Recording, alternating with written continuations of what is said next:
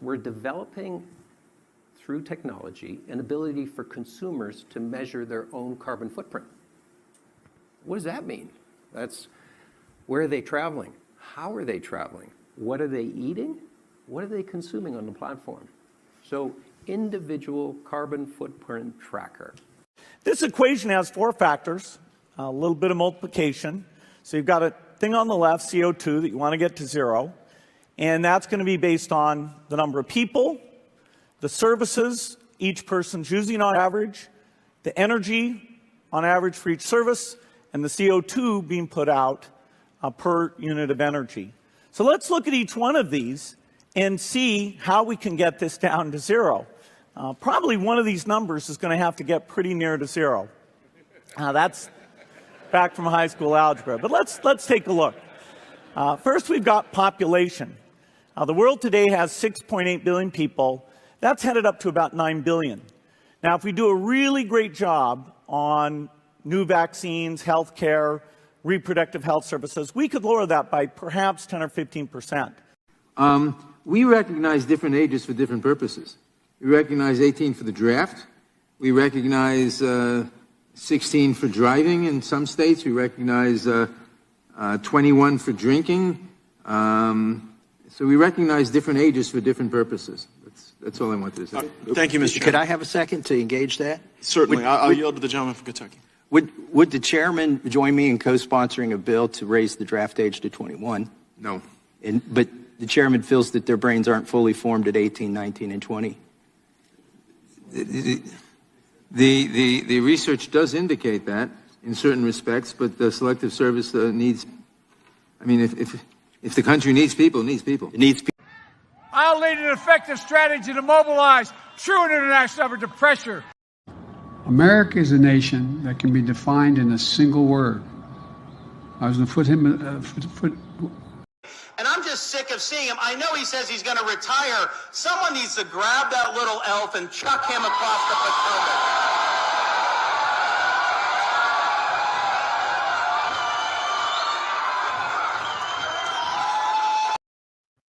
Oh, welcome back to another Night of Shtick with Koolfrogg.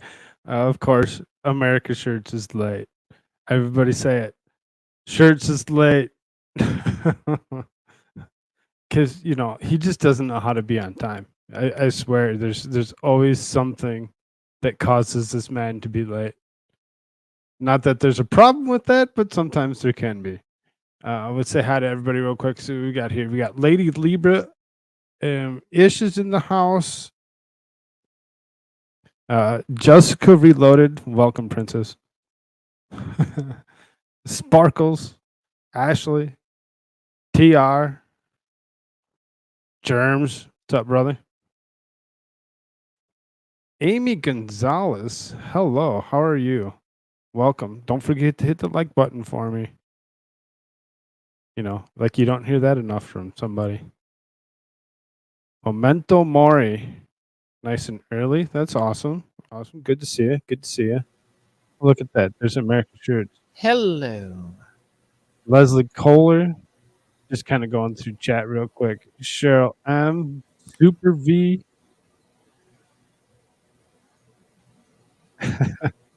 Shirt.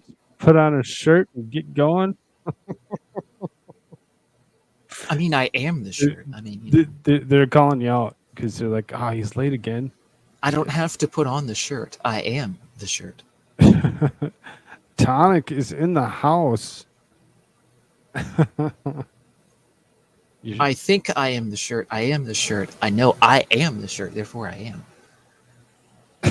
That's deep, people. That's really deep.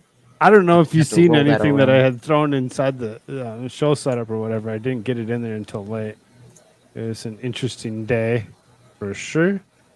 There's a lot to go through. Today was a busy, busy day.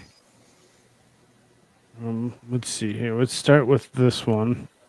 I'm just going to kind of briefly go through this. I'm not going to actually read the whole thing. Somebody wants these things, I can actually get articles to them. Blue Pearl Girl. Hello. Welcome. Yo. Oh, she's Robin's friend, right? Maybe I don't remember everybody. I just remember some of them. You see, Princess changed her name to Jessica Reloaded. Oh, Because she's redoing her channel. I actually threw her channel up in general because she said that she renamed it. So I'm like, oh, well, let's see if we can't get you some subs. Pretty sure she picked up at least a good bunch of subs this afternoon just by throwing it in Discord. yeah. Everything in your setup there. Yeah, There's I a was lot. gonna post similar things, but yeah, you got it all. Yeah, there's a lot. You got it all. Yeah. So to start it off, we'll go with this guy. It says, Oh God. what has gone wrong with Pope Francis's policy on Ukraine and how he can fix it. Oh God. Over 5 months of Russia's brutal war, Pope Francis repeatedly called for peace in Ukraine, but his statements have only ignited public outrage and misunderstanding among Ukrainian people. Didn't he get on the list of Zelensky's list of Russian propagandists now? I think so. Was he not on that list? We read off that list the other day. I'm pretty sure it was there. Wait. Blue Well, Pro like Girl, I think it was Madcore's the Discord. list that I read off from that New York Times. It's got New York Times, New York Post article. I don't remember what's everybody's that? name again. Was it the New York Post article that I had pulled up? Was it what I was reading? It was an article that you pulled up. Yeah, I don't remember who it was okay. from. I just remember you pulling something up and reading. Because I think his name is list of people. I forget everybody now. Kind of put me on the spot. I forget everybody now, but because there was like 47 names or more, they didn't list everybody even on that article. But yeah, I'm pretty sure the Pope, the Pope is on there now. So, it's a quite lengthy article, and that's why I really don't want to go through the whole thing. I mean, not that we can't. And so it starts out. It says there's been plenty of right times for the Pope to visit. From the perspective, Ukrainians begging for international support and solidarity against the genocidal war endorsed by Pope Francis's counterpart in Moscow, Patriarch Kirill. However, despite the Pope's continuous words of compassion and calls for peace, Ukrainians have not seen what would be just reaction, the condemnation of Russia's war against Ukraine and the assignment of responsibilities to the Russian aggressor. The Pope's trip to Canada, which is the world's second largest Ukrainian diaspora, once again made clear that Ukrainians and their dissents still expect the Vatican to take a more clear and unequivocal position to support of Ukraine. By naively calling the dialogue with Moscow, which has not worked, the Pope has only added to Ukrainians' indignation with his messages that have avoided naming Russia an invader and have been voiced Kremlin narratives, such as blaming NATO or barking at Russia's door, or calling the Russian invasion a drama of Cain and Abel, referring to Moscow's imperial myth of the brotherly nations. Eventually, despite Pope Francis's sincere motives, his mediation attempts have not worked. Back in June, according to Dr. Babinski, it seemed more clear that Francis understood that Putin will not sit down at the negotiating table, but will fight to the last Russian. So, I mean, his understanding that Putin is not going to back down. Putin's going to continue to do whatever he needs to do to be the aggressor and push for this war. And this is their words. This is what they're actually saying. So it really kind of makes you kind of wonder if it's true that Putin's going to be the aggressor on that. We'll get into a couple more articles on that. So the doctor argues that one of the reasons why Francis has missed the mark in his reaction to the Russian invasion of Ukraine lies in his misunderstanding of the nature of this war, as well as the situation in Europe. For the pontiff, as a person from Latin America, all this is too far away. He adds another reason Babinski says is that the Vatican adheres to the principles and positive neutrality, impartiality, whereby they refuse to take sides in any conflict, which causes a lot of debate. The misguided attempt to reconcile Ukrainians and Russians in the way of the cross, at the same time that the Russian military was committing horrific war crimes, caused an international scandal and undermined Ukrainian trust in the Vatican. The Greek Catholic Church, this guy, I don't even know how to, I'm not even going to try. There's too many S's and C's in there. Called the Pope reconciliation efforts premature and even offensive, as justice has been restored. He said that the Ukrainian Catholics in Rome share a desire for peace, but angry replies from Ukrainians can be found almost under each of the pontiff's tweets of war. Now, one thing to understand about this from the religious perspective in Ukraine and so forth, Ukraine does have Catholic churches in it, like Roman Catholic, but these people here are Orthodox, so they structure themselves differently than what you would normally understand. So when we're talking about like the patriarch or whatever, or the pontiff patriarch of these areas, he's a patriarch type person. He's a head bishop, so he's not equal to the Pope. They structure the Orthodoxy has a different structure of a church. No bishop is above the other. It's decentralized, so it's not. So what happened there with, and not, this isn't to drag away from the topic. This is just to further a little bit of understanding of the goings on with that religiously, is that and this is going on in the Orthodox Church with Russia and others through there. So when they say like Greek or whatever, they're probably referring to Orthodox in that article. And the church that's there, the Orthodox Church is there, has been excommunicated by the Russian patriarch, because they all were in the same. If you go back to when the gospel was first brought to the Kievan Rus, and that's what it was the Kievan Rus at the time. It was brought by St. Andrew, the apostle, and he brought that to them. And it was established there in Kiev, actually. And then it spread from Kiev on up and through to Moscow. And so that whole area was underneath of a different structure. So what, from my understanding, what happened with Ukraine was with this religious aspect. And so this is why this guy is appealing to the Pope, the patriarch that's there within Ukraine. He's appealing to the Pope because they're essentially almost schisming themselves, basically breaking themselves off from the Orthodox Church and from their own patriarch there in Russia. Because again, Kievan Rus, that was one patriarch. A patriarch in that regard is somebody who, well, that particular patriarch there is someone who has that position that the apostle had when he brought the gospel to them. And so he now takes that position of what used to be the apostle's position as the patriarch.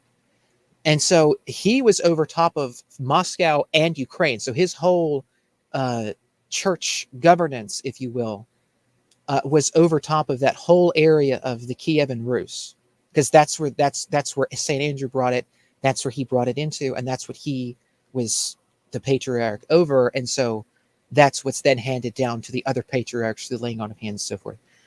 So in that regard, this guy that's the patriarch of Ukraine well, one of the, I guess he's establishing himself as like a patriarch. They're wanting, from my understanding, I have to look more into this of like how it's structured, if it was structured differently later on. But from my understanding is that they're trying to basically try to cut themselves off from Russia and get more ties to other things in the West, sacrificing different things within their own church. And so the Russians have actually excommunicated them. And then Bartholomew is the patriarch in Greece, of Orthodox in Greece, and he's sided with the Ukrainians. And I think there's another patriarch of one of the other churches that's siding with them, with the Ukrainians as well. And so there's like this split going on even in the Orthodox Church because of this whole Ukraine mumbo jumbo. And there's a whole other, like I said, religious aspect. I'm being very holistic in general here, trying to use my best understanding of what's from what I understand from the situation in there. And so this guy is basically sort of, again, he's been excommunicated by Russia. He's no longer in communion. That's what excommunication means. That's a Latin term, but excommunication is cutting you off from the same communion. So within the church, so you no longer share in the same taking of the Eucharist. So the people, the church in Ukraine, and again, the way it's structured, no bishop is above the other in certain regards, in certain respects. And I watched a video here recently of areas in eastern Ukraine that were tied back in with, in communion with, in the same communion with the Russian church. And so they were, and he had like a Ukrainian colored garb on and things as well, but they came back into communion. It was the area where the Russians had taken over, and they brought them back into communion or whatever. But when this guy is there trying to appeal to the Pope and so forth, right? Like there's a whole other aspect to this as well that's going on religiously over there in Ukraine and in eastern parts over there. And so they do consider themselves Catholic. By saying Catholic, it means universal. So that's kind of why some of the words in the article that were read off were kind of, you could tell what they're talking about, but in case anybody else didn't understand that. They do have, again, it's an Orthodox church. There are Catholic churches there that do appeal to the Pope in Rome, but there are other, there's another church structure there, and it's Orthodox. And so there's a whole goings on there. There's a battling religiously there going on. So that affects the people in the culture as well. They're very strong in Orthodox. And so that has a whole sway on this. And so his appeal to the Pope to be like, try to get on Ukraine's side or whatever. And the Pope himself has come out and been like, yeah, we're kind of like, we kind of started all this, so maybe we better stop, so yeah, there's a whole religious side of this going on. So just wanted to clarify that a little bit. At the very end of, because I just kind of read through the rest of it while you were talking there or whatever. So at the very end of it, it says whether Pope Francis visits Kiev or not, Ukrainians will expect a clear statement that they have the right to defend their country, that Russia is the perpetrator of this war, and that supply of arms to Ukraine is not evil, as the lives of every Ukrainian depend on it. Ukrainians are fighting for their very existence, but for people with a post-war mindset, it is difficult to believe that there is another large-scale war in Europe. They believe that peace must be preserved at any cost at the negotiation table. For Ukraine, such peace could mean disappearance. It kind of saying, right. It kind of sounds as though the Pope believes something or not. It seems as though Ukraine is actually pretty much looking at it. The only way that we're going to actually get away from any of this is actually just to no longer exist. That could be very interesting in itself.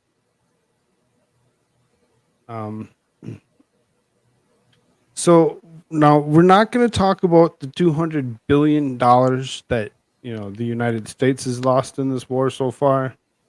We won't go there. We won't. We're gonna go somewhere else with this real quick. We're gonna go to the other side of the table. The Putin's 5 biggest military losses in Ukraine cost him nearly I believe it said 2 billion, if I'm not mistaken. It says 1 billion. Cost him almost $1 billion, and he's concerned. Don't worry about our 200 billion that we sent.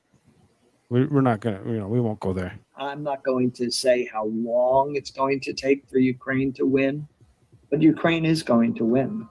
It might be months, it might be up until next year, but the truth of the matter is that the Russians are weak on every front.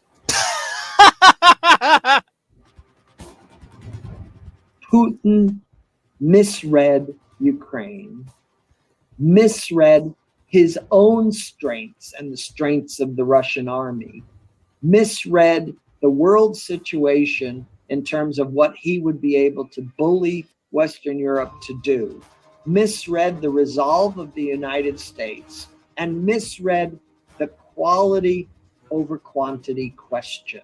Putin as a general has turned out to be a total flop. Really?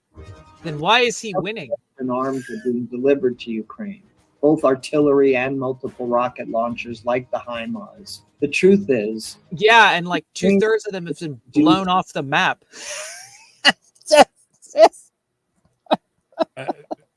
There's been several accidents and other things that have occurred, so I mean, there's been plenty of stuff that's actually happened. Things with smaller numbers that Russia has not been able to do with its numerical superiority. That's going to be the main lesson of this war, and it's also going to be the way in which Ukraine is going to ultimately win. And what we've really learned is how important quality is over quantity. We've certainly learned from the Ukraine war that David can prevail over Goliath. I mean, this is really an example. What the hell? That will be extrapolated. You haven't won! Like Taiwan. The reality is... You haven't prevailed at all. You've lost. You lost like what? Like half of their army or 2/3 of their freaking army. They got surrounded. They're freaking sharing their position on TikTok. It's a David and Goliath. Is that territorial defense? I mean, it might be a crime against humanity to do this because some of these people are so damn stupid. We credit Russia with being this vast cyber power with all sorts of ability to influence and manipulate. The reality is that they really haven't made much headway in terms of influencing the West. Ukraine has been mounting its own propaganda effort. Hold up. What? What did this guy just say? I think this guy might be a heretic to the left-wingers. He just said that Putin does not have the type of sort of cyberspace control that we think he does. Haven't made much headway in terms of influencing the West. Ukraine has been mounting its own. But it was the Ruskies that put Trump in the first time. What? Oh, supposedly. I mean, I'm going along with left-wing dogma here, so, just so they don't burn me at the stake. Cyber power with all sorts of ability to influence and manipulate. The reality is that they really haven't made much headway in terms of influencing the West. Ukraine has been mounting its own propaganda. Oh, this guy's a total heretic. Oh, they need to like ban him, get rid of this guy off of every platform. He's dares to suggest that the Ruskies are not that hyper cyber active and in influencing everything in the West and trying to do everything to everybody in the West. How dare he suggest that the DNC was wrong? Oh, how dare this guy? You know what? Yeah, we need to ban this person off the internet entirely. I think that's what needs to happen right here. This guy is probably a white supremacist. And he probably just needs to be removed from the internet entirely. Just block his IP address off. He can't access the internet. Sorry. Right. So Brian Manuel said most of the destruction in Ukraine has been by its own self-destroying its own self. We have actually watched Ukraine only kill its own political enemies in its own country, basically. Who white? Who white? And though it might be for good, we are still being manipulated into thinking that Ukraine is always on the brink of disaster, that Russia is always about to win. But the truth of the matter is, it is a propaganda effort. And picture of the battlefield as a result of Zelensky's magnificent performance in this war. NATO at this point is talking about beefing up its ground forces, obviously spending lots more money on defense. But really, we haven't examined what that money should go for yet. Maybe the reality of the Ukraine war is that long-range precision weapons are ultimately what is going to defend a piece of ground. That Yeah, you mean all those that got blown like up? HIMARS and long-range artillery and missiles are going to be more valuable than boots on the ground. How about no? The nuclear option is merely shock or a demonstration of some sort of political will, or it's merely a deterrent. But even as a deterrent, we have to ask ourselves in the future whether nuclear weapons are relevant. NATO's nuclear weapons didn't stop Russia from invading Western Europe. Russia's nuclear weapons didn't help it to win this war. The fact of the matter is that they are so unusable, even in the hands of Putin. If we should learn one lesson, even in the hands of Putin, Putin, it's really hard. That even with numerical superiority, Russia has not been able to take over Ukraine.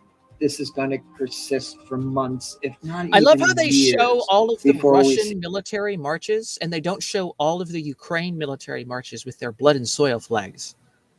I love that. I love that. Just conveniently leave that out, because every time that they have a military march, it's always sort of, Yahtzee type related. But they can't show that, but they'll show Putin's people marching around. That's fine. That's fine. When they have the Russian flag there of not the Soviet Union, but of the new sort of more Republican style of Russia. But we won't show the Ukrainian marches. Okay. So it looks like You can Grim look at my replied back channel to and run with Brian's that. comment, and he said, sure, and America killed its political enemies only when commuting a war of aggression. If China invaded Taiwan, it would only be a Chinese political enemies. No differentiation in that phrase. I read through the typos. I got you, Grim. I know better. But, see a final resolution.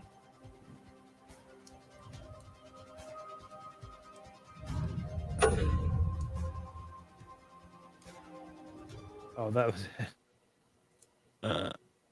I stopped it just in time, and then I went and played it anyway. So, I mean, according to that, that was a bunch of hoo-ha. What a bunch of crap. This is Newsweek. Newsweek feeding us this shit. This war is systemic war and will decide world order for decades to come. Wall. Hello. Thank you for showing up. Potentially, yes. Right?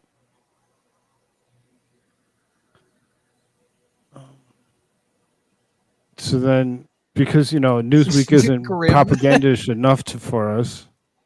Oh my God. All the Whoites. The Whoites. A Whoite. All the Whoites. So if you didn't think that was enough propaganda coming at you from it's Newsweek. Mr. Tar. Tarr is terrible. He says, hi guys, me Tar. Yeah, it's Tar.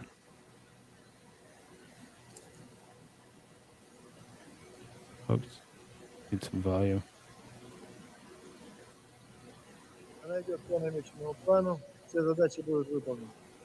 Is going according to plan, and all the objectives will be achieved. Strikes and precision weapons are carried out against the Ukrainian armed forces.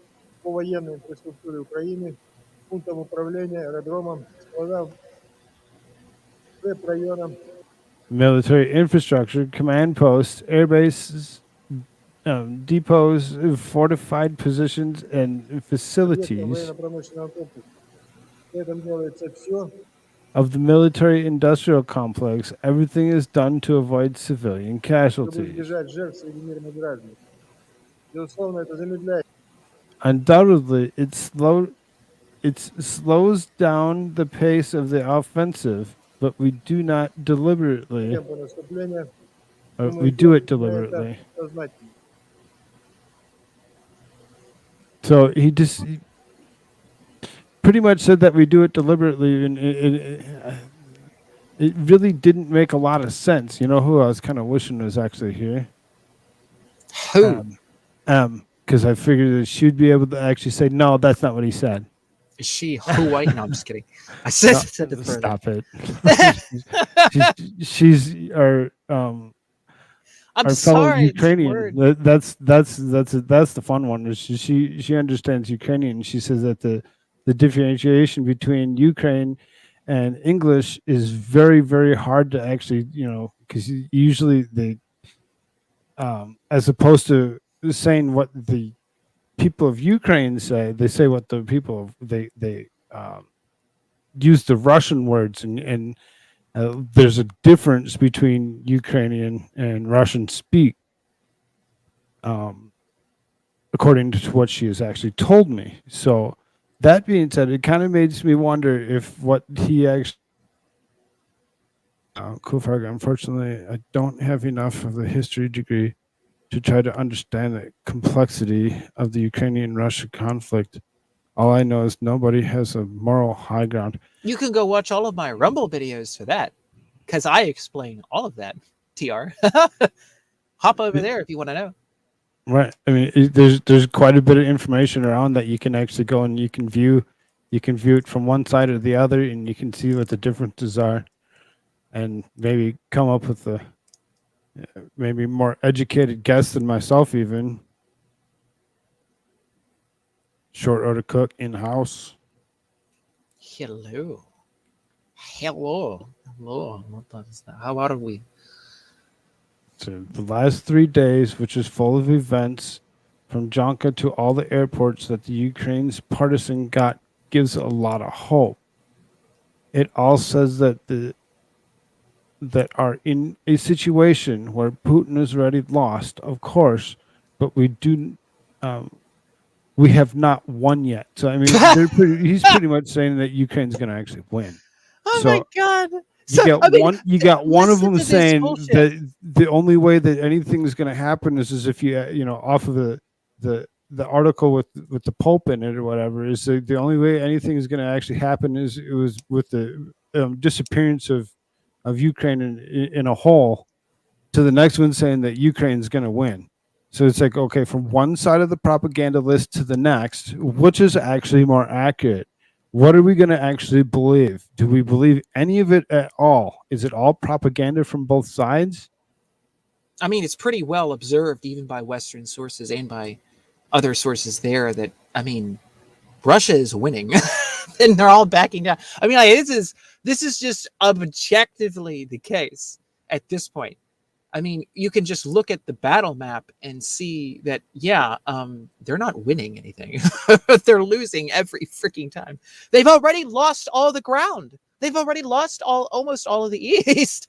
Like, I mean, so then, because we haven't spent enough money in Ukraine, we're going to actually go ahead and we're going to, on their Independence Day, send a new $3 billion package.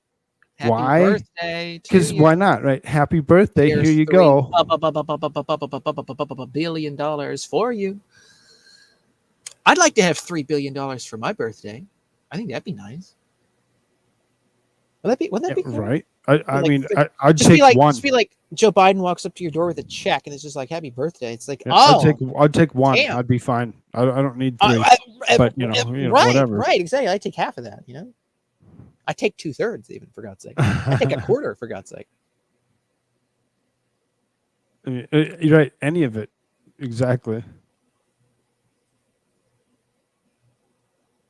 I mean, this is so stupid. marks the Independence Day. So, like, did we just send them $3 billion because it's Ukrainian Independence Day? I mean, what the hell? So then Trucker John says Ukraine has the moral high ground in this war. They did absolutely nothing to deserve the invasion.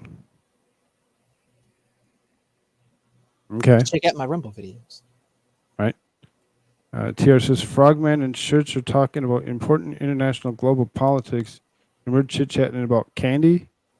Yum.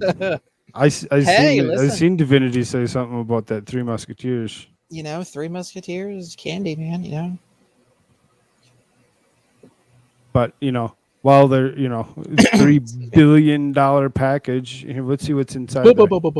6 additional national advanced surface-to-air missile systems, about 245,000 rounds of 155 military artillery ammunition, another 65,000 rounds of 120 millimeter mortar ammunition, up to 24 count artillery radars, Puma unmanned aerial systems to support equipment in Scan Eagle, UAS systems, Vampire counter unmanned aerial systems, laser guided rocket systems, and funding for training, maintenance, and sustainment. Oh, really? And sustainment. Half of that probably won't even go to Ukraine, and then the part of it that does will get blown up. Right. Right. Oh, wait, is this what the money is going to buy, or are we sending this along with the money? No, this is what the money are supposed to go for. So this is the United States had committed more than $13.5 billion for security assistance to Ukraine since January 20. This is committed more than $15.5 billion in security assistance to Ukraine since 2014. You know, so I mean, really, when it comes down, they just keep on adding billions of dollars over on the top of everything that we've already done for them. Because all that money just gets laundered. I mean, that's what all this is. We're just going to keep on dumping more and more money into doing this. What the fuck? Putting it back in their pocket. I mean, you know, just to run their own operations and do their own stuff and whatever. I mean, anybody that thinks that like, oh, we're sending money to Ukraine, even if you're on the Ukrainian side of this, this is stupid. Squad Bob, I say we do a chocolate drop in between Ukraine and Russia and see what happens. I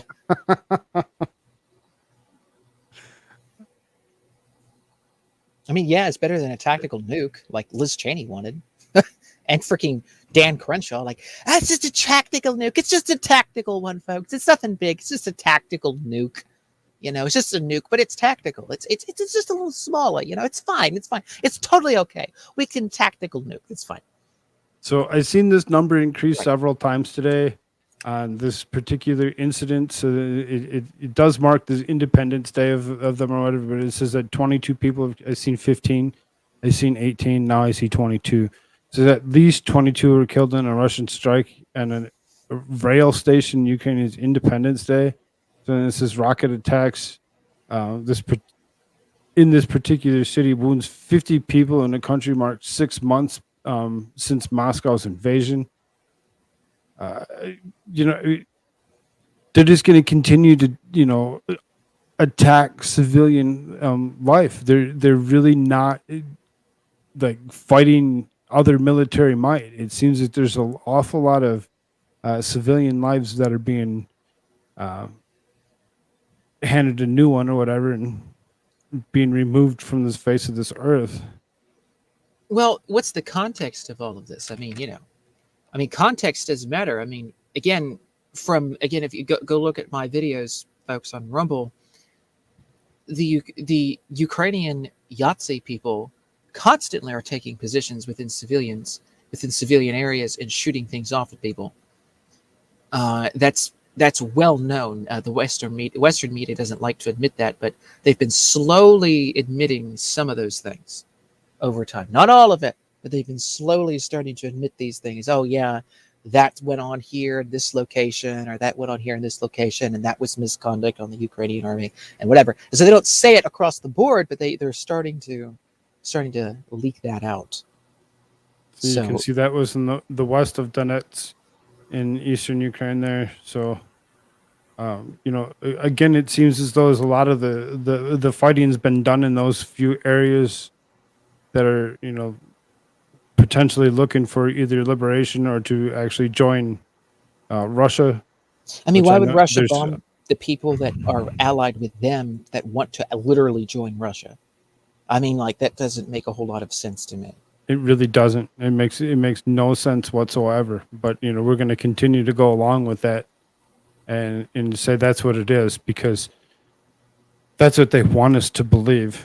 Wait a minute, scroll back up. When was this article? Because it says UK Prime Minister, third trip to the country.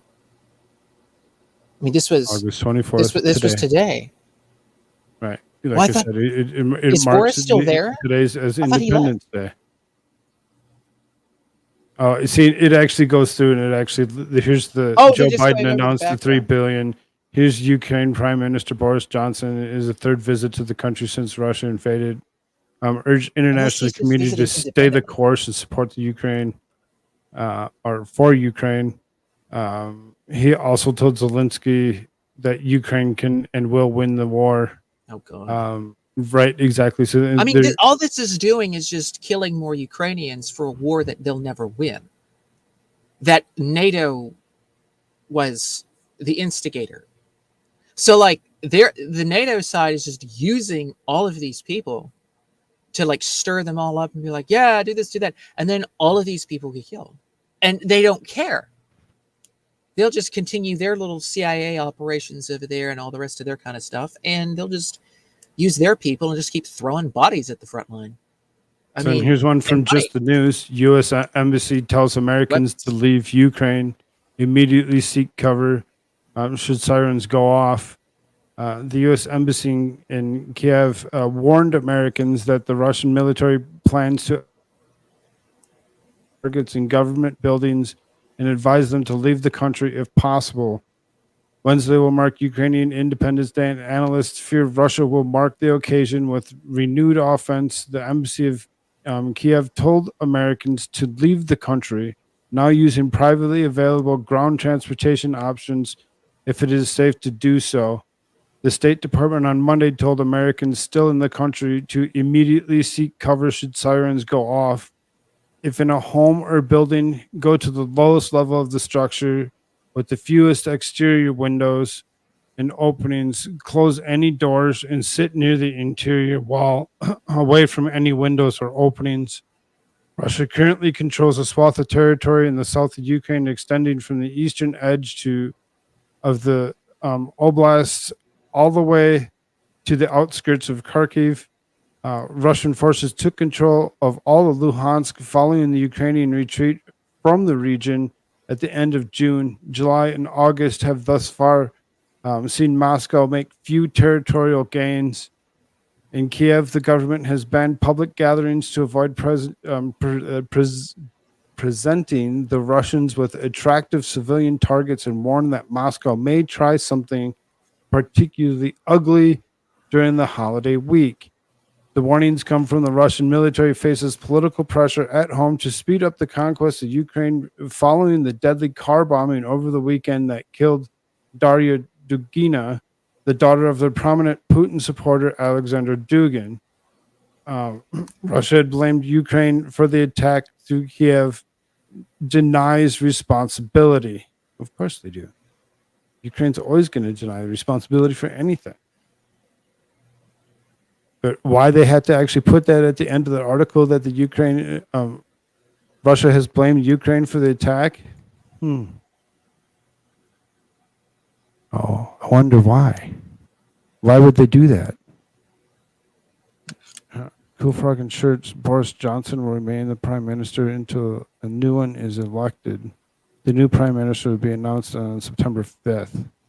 Oh, that's right. I forgot about their elections thing or whatever. I just thought he was stepping down and somebody else take over. I forget how their whole parliamentary system works there. Okay. That was actually the last article I had on Ukraine. So, if there's anything else you wanted to say about Ukraine before we move on, now's your chance. I mean, I think it's interesting, that there is that order to get out Obviously, somebody somewhere thinks that something is going to go down. What is that? I don't know. And see, this is the other thing. It's like after Dugan's daughter was blowed up and killed, murdered, now we have the thing of, okay, what else is going on? Now they're saying for, the U.S. Embassy, they're saying like, get out, get out. I mean, as I was saying the other day, I mean, what other escalation could go on? I mean, assassinations, car bombings. I mean, what? I mean, because the U.S. side and the NATO side at the start of this whole thing said within weeks or so that Russia was going to do this, or with Russia was going to do that. And within, like, I think it was a week or so, Russia then went in. And they knew that because, they were the ones that were pushing that, obviously, and they knew when they were going to react. And of course, there was, spies and so forth. So I wonder what else they know. Not to say that they're justified in it, but or whatever would happen to go down. But, what does the U.S. Pentagon and our military industrial complex here, the NATO people here, what do they know that we don't? That's the question, I think. I think more will come out in the coming days, or happen in the coming days. Sure. So then real quick before we move on, a couple people that I didn't say hi to: Divinity, Grim. There was a couple others. Squabob. Believe I said hi to Short Order Cook. There's a couple other ones I thought that I seen in here. Nacho Kitty, how you doing? Debbie Moncrief is with us. And Black Sheepdog, I see you. Rose is here. Jimmy says yo. Yo.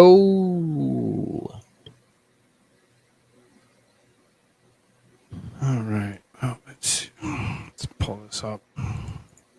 So then there seems to be some other tensions going around the world since U.S. helicopters bombed militant sites in Syria following a rocket attack. Again, this is from today. You can see it says August 25th, which is, there today because it's already that time.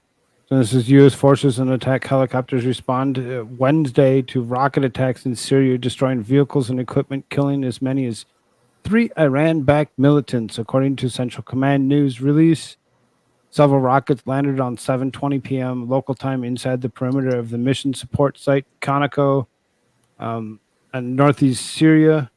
According to the release, shortly after, additional rockets landed near mission support site Green Village.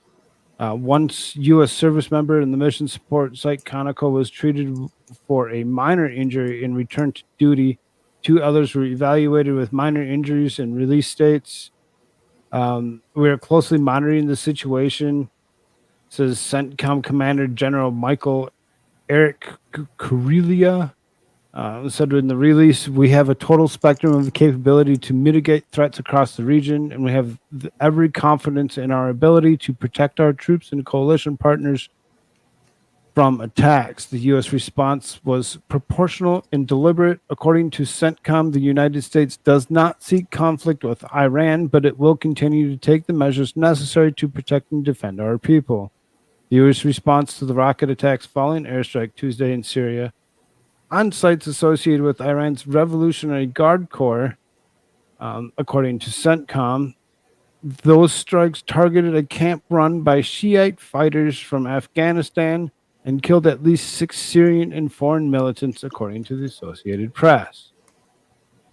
So it seems as though we didn't quite take care of the aggression in the Middle East. Looks like there's still some aggressions there. And, as far as that goes, yeah, why we pulled out is as soon as we did out of Afghanistan, allowing things like this to actually still occur, kind of still seems to boggle the mind. But, whatever. We'll just let it go because that's what it's going to be.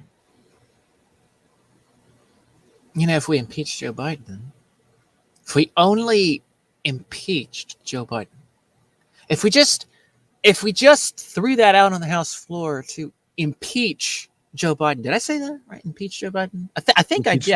I think Joe Biden. I think I've mentioned this before. This one here, the Not potato. sure.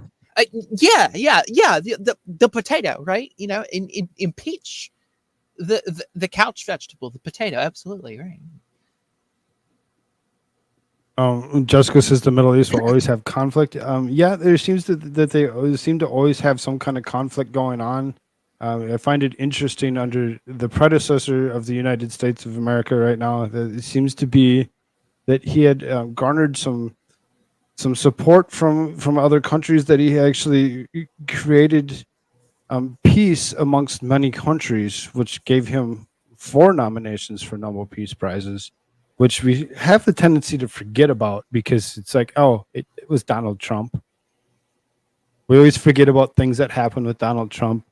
Cheeto face does not equal peace, Koolfrogg. You have to understand the liberal thought process. I guess, if you say so. One article that it didn't really pull up that actually kind of just made me think of it or whatever was because of what it was about.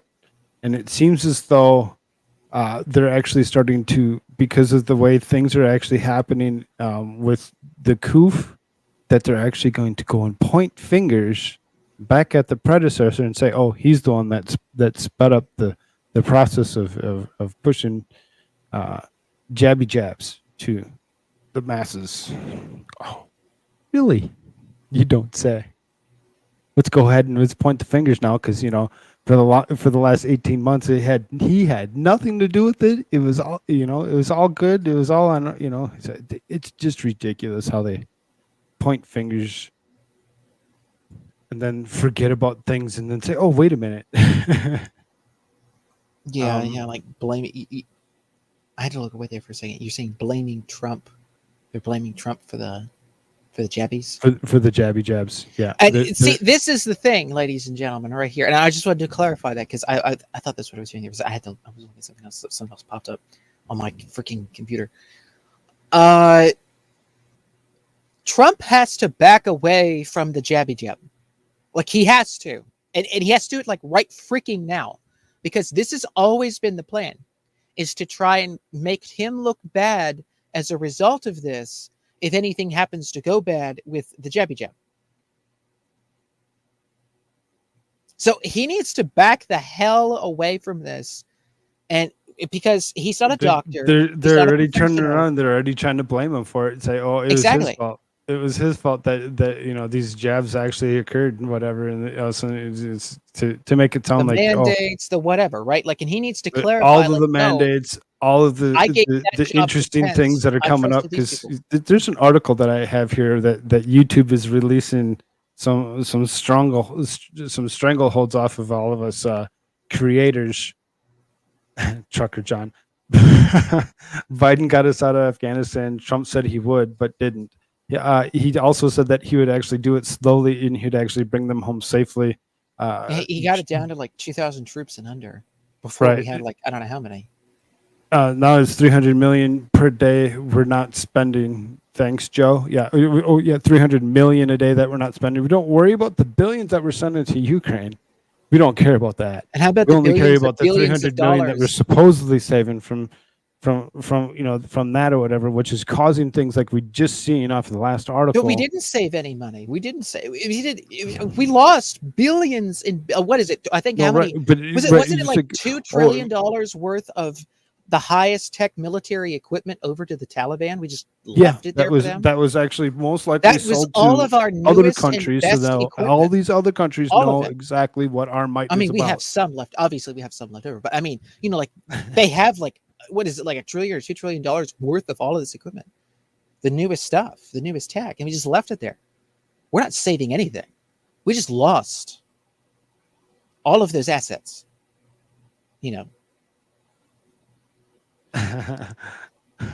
Jessica, adios mio.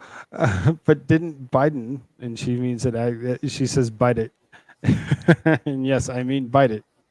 Already take credit for it. Oh, so why point the fingers at my uncle? Because at Uncle Trump. Yeah, we know.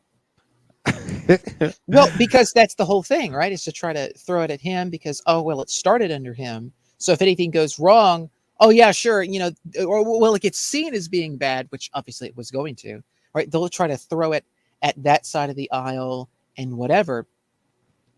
And so even though most people kind of understand the whole reality of it, like she's talking about, there's going to be a lot of people that might get tuned off or turned off or agree with it and go, yeah, he did whatever. And then it might split the vote. I mean, he's got to come out against it, and he's got to say, no, I know it happened under me. It started under me, and I didn't understand what it all was, and I didn't understand all the aspects of it. And Burke's coming out and saying things about how, well, we knew effectiveness was like da-da-da, how, certain things of that nature may not have been all the way that we thought, but whatever, we just pushed it anyway. But I just come on Fox and just say it to your face, And notice how I can't even say it directly on YouTube, but she just says it directly to your face on freaking national television, and then writes a whole damn book with a chapter with it. Oh my God, I got you, princess. She says no bidet, like the booty cleaner. LOL, pronounced bidet. Not bite it, bidet. That's funny. Okay. Whatever the hell, I don't. You don't know what a bidet is? The thing that you sit on. I don't. When you take it, when you take a number 2, it shoots water up your butt. Gives you a nice clean shot. You don't know what a bidet is? Yeah, I haven't. We need to culture. We need to culture America Shirts a little bit, I guess. I haven't been to France where they do that kind of crap.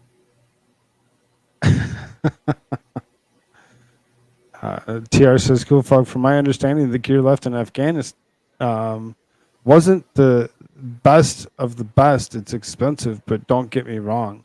But it's not the super secret gear. I'm not quite sure what they actually did leave completely, but I'm sure there's an awful lot of equipment that it could have been retrieved. Oh, it was a lot of new stuff. And I mean, it wasn't like it was super secretive. They already, came out with it. They already produced it en masse. And so we still have some, obviously. But I mean, we left a shit ton just left over there for them. New stuff. New equipment just left over there. Anywho's. Moving right along. Yeah. What's this? I guess. Trump spent trillions in the pandemic. He initiated operative warp speed. He was the active salesman of the jab, and it's Koolfrogg accessories. We know that Operation Warp Speed was a thing. See, here we go, right? For the last 18 months, they had been pushing that, he had nothing to do with it, and nobody had any clue what that was. Even when you brought it up, they had no clue what we were even talking about. Nobody knew exactly what Operation Warp Speed even was at all. They're like, what are you talking about? We've been talking about this for how long?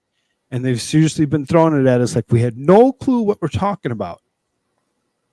And now all of a sudden they're like, oh, things are going wrong. Oh no. Point it at the predecessor. Hurry up. But as you see, right, like there's Mike there, right? Like he points out all these things and he's like, yeah, I mean, he's partially responsible. And it's like, I mean, what is Trump's response to this? I mean, we can defend Trump all day. He needs to come out and say, I'm sorry. I shouldn't have done X, Y, and Z thing. I shouldn't have allowed lockdowny stuff. I shouldn't have done all of these things pertaining to Koof and jabs and other things of this nature. And I should not have pushed for any of this. I should not have said this was good for whatever reasons that, I shouldn't have done any of that. I shouldn't have said any of that. I apologize. He does need to step away. He needs to come out.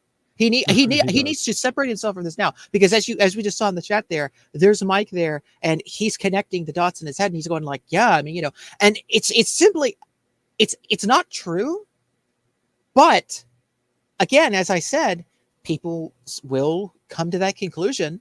And I mean, again, like I said, we can defend Trump all day, but if he's not going to come out against it, I mean, I don't know. He needs to come out against it. He needs to do like DeSantis has done. DeSantis has come full blown against it. And DeSantis started off with that, and now which is a strange one, because he's actually, if you actually watch any of his previous or most recent stuff where he's actually gone around.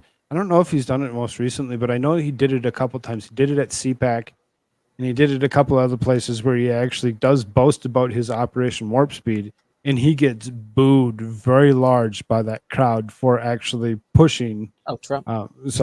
Trump for actually pushing such a thing. So Oh yeah, he as gets, far as that but goes. now he's not saying it now. He's for the past month and a half or 2 months. He's refrained from talking about it and saying it. And Might he's had- Ashley have a good one. Sleep well. oh, later.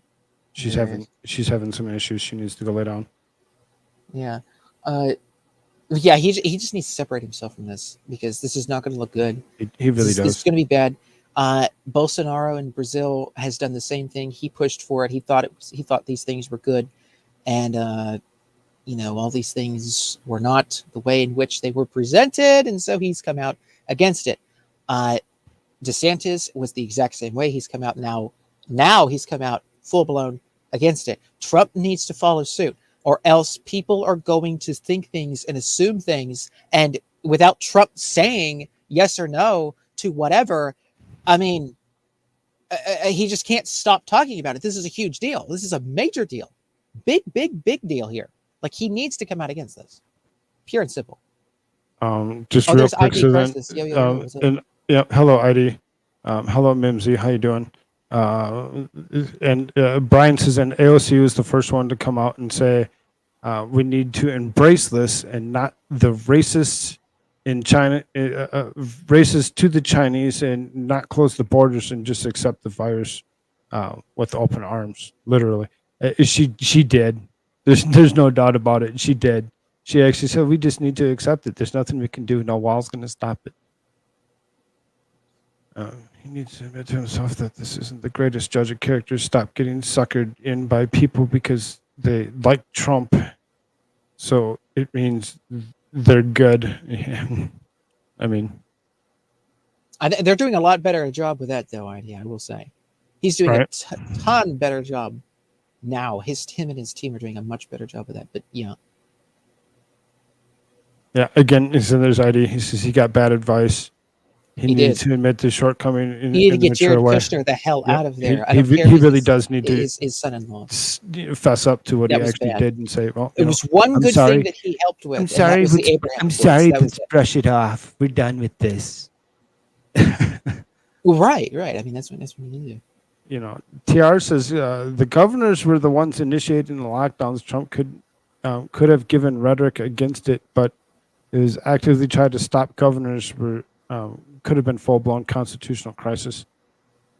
Yeah, I mean, I suppose, but at the same time, it's the rhetoric that was actually coming out of the White House. Right, that was he needs to actually, clarify, and he needs to stand against it, and he needs to make sure that everybody knows that. I mean, that's the whole point. I mean, we can get into the specifics of all of that goings down in 2020 with Koofness and all that, but he just needs to come out and full-blown against it and clarify and just be like, no, I'm not doing that. Chucker John says Operation Warp Speed was probably the only good thing Trump did regarding the pandemic. I mean, oh no! Again, they're finally Trucker fessing up John that it has wasn't no a good clue. thing. There's plenty of news articles out there that are saying that they've now realized that it was not a good thing, and they should have not have actually done any of this. That it was actually a bad deal, and that's why they're pointing fingers at the predecessor, and they're actually saying it's his fault. I mean, not to say that this thing that I'm about to mention is connected with something that we just mentioned. Allegedly, maybe, perhaps, but probably not. But you get what I'm saying. Wink, wink, nudge, nudge. There was insurance actuaries were released this past week from some of the major insurance. I think it's like life insurance companies or whatever. The United States. Was it life insurance? Yeah, I think it was life insurance, pretty sure. But at any rate, insurance actuaries came out and said that at the time in which the jabbies were mandated, where Biden was wanting to mandate this and pushing mandate and announcing mandates, at that time, there was a 200% increase in deaths amongst millennials. in the millennial age group. Now, again, I mean, I'm not connecting anything here. That's just something that also happened this past week. Winky. This is another thing that happened this past week. Those things came out, and it was just an wondering where he insurance was. actuary. There's thing, Toy Box Brain. How's it going, my man? And so, point being, going back to, because it's totally not related at all. It's totally not related at all, Wiki. Going back to the original thing that we're talking about, Trump really, really freaking needs to step away from this, like, right damn now. Like, right damn now. Like, I mean, this is bad. This is really bad. Like, he needs to get away from this right freaking now. And get the hell away from it. Oh, really? I see a couple of them saying meme copium raid. Oh, hello. Hello, awesome. Good to see. Brian, that word is not allowed on YouTube. You know better. I know it's a animal, worm, and livestock medicine, but at the same time, we know that it's what it's actually good for, and the word is not allowed because YouTube doesn't like it. Stop it. He likes to push those lines to see how far he can go before he gets a channel taken down.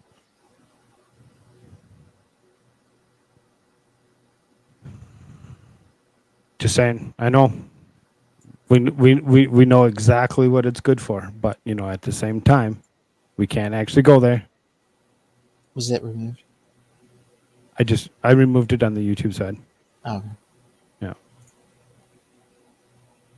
Anyways. I did, Brian. I removed it already. It's okay. Just watch yourself. Madcore mofo in the house. Yo. What's up, brother? So, I guess we can kind of slide over to something else that was, worldwide. Let's do this one here. A South Korean general takes reins of large-scale joint military exercise for the first time. Again, from today. Oh, God. This is another thing Trump said no to stop the constant military exercises in his trying to talk with Kim Jong-un and try to reduce tensions. Because if you're constantly doing drills on the border, I mean, I know they're making threats and all, but I mean, like, if you want discussion to go on, I mean, you need to at least stop this for it. But, they want to just keep everything up. Jean, Melissa, hello. How are you both doing? Well, Glad Jean's you're here. Oh, I didn't get to say hi to her. I didn't see her. So Oh. that's the first I seen. So saying hi. So, South Korean general for the first time in sharing command with one of the largest military exercises in the U.S. forces on the peninsula. South Korean Army General, whatever his name is, Deputy Commander of Combined Forces Command, is leading the Ulchi Freedom Shield exercise with U.S. forces. Korea Commander General Paul LaCamera, U.S. FK, said that in the news release Tuesday evening will switch duties and responsibilities with La Camera. This is La Camera. I don't know why I have such a problem saying that. La Camera during the 11-day exercise. La Camera also leads UN Command and Combined Forces Command, which is responsible for over 600,000 U.S. and South Korean troops and up to 3.5 million South Korean reservists. Roughly 28,500 U.S. troops are stationed on the peninsula. An is the second highest ranking leader of Combined Forces Command, one of the three major military commands responsible for immediate defense of the South Korea. The country's unique military and hierarchical structure typically places South Korean generals as deputies in Combined Forces Command, second only to an American general. The military exercise, named after Mendeok, a 7th century Korean general, kicked off Monday and ends September 1st. Large-scale exercises between Seoul and Washington were suspended for 5 years as then President Donald Trump, then South Korean President Moon Jae-in, and North Korean leader Kim Jong-un negotiated for Pyongyang's denuclearization. South Korean President Yong-suk, I can't say these names. They got so many strange names. I wish I could. Lifted that suspension after. Well, they're only strange to you, you Russicist. Yeah, well. Stop the Asian hate. I'd love to see them try to say my real name. You know, they butcher it like most even regular Americans do. He dang shank. Stop the Asian hate. Come on. Lifted that suspension after this inauguration in May. Yoon, a member of the Conservative People Power Party, pledged during this campaign to restart the exercises and strengthen the country's alliance with the United States. This is South Korean President Lee Young-suk.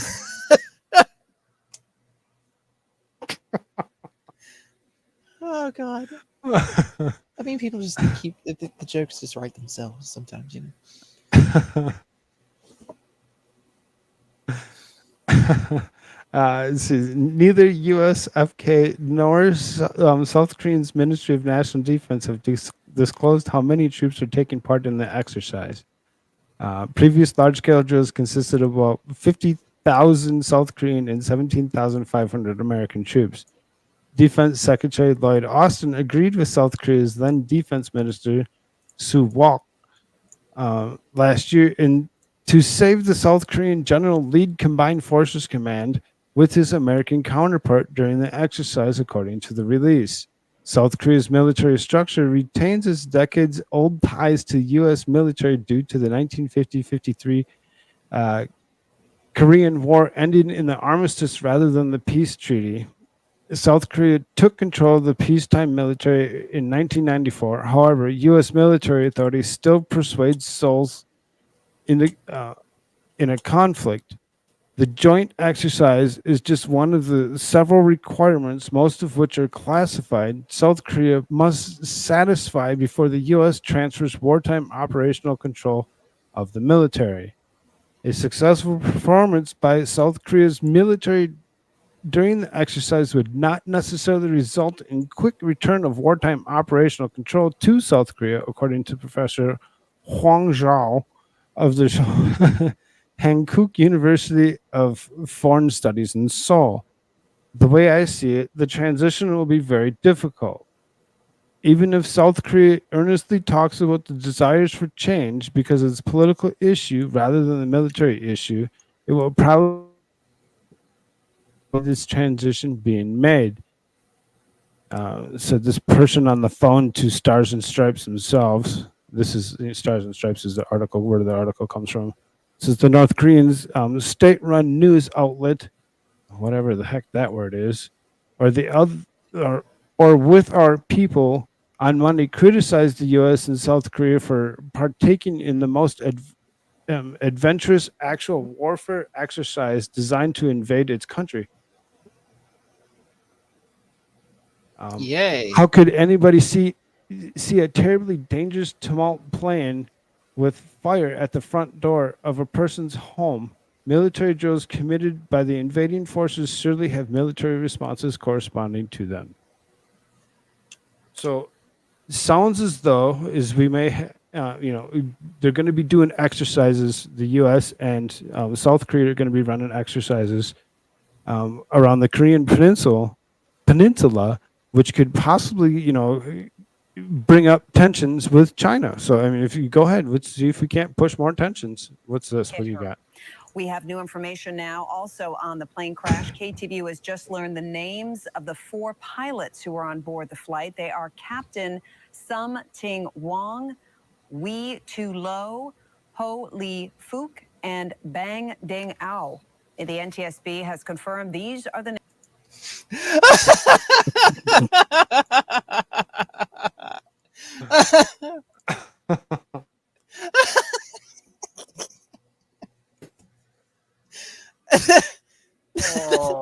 Bang ting ow. Trying to be all serious here and all. And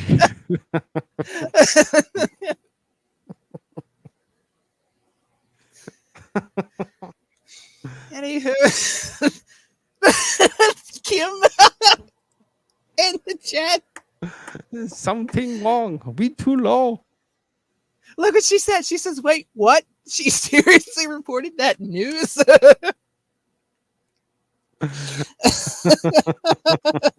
How's it going, Kim? Good to see you.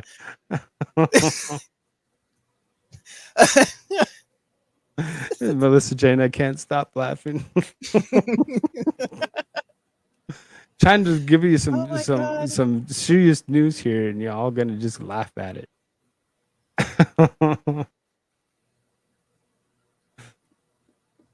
I don't even know what to say on that anymore.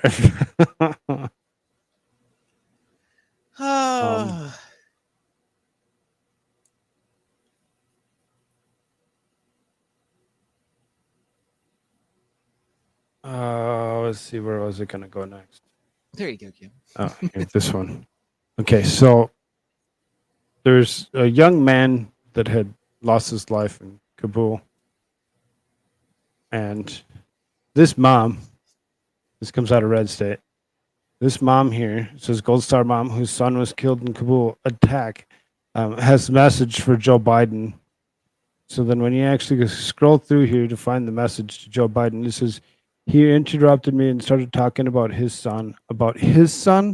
And I remember looking at him and going, what are you doing? This isn't about your son. This is about my son. His son died of cancer, so they had time to be there, spend time with him, tell him goodbye. My son died because of the very man I was talking to. This is one of those 13. I don't know how she could talk to him, honestly. I mean, at all, even, you know, without just smacking the crap out of him. So here's the complete message. It says, if I could be face to face right now with him, I would let him know that he's a coward.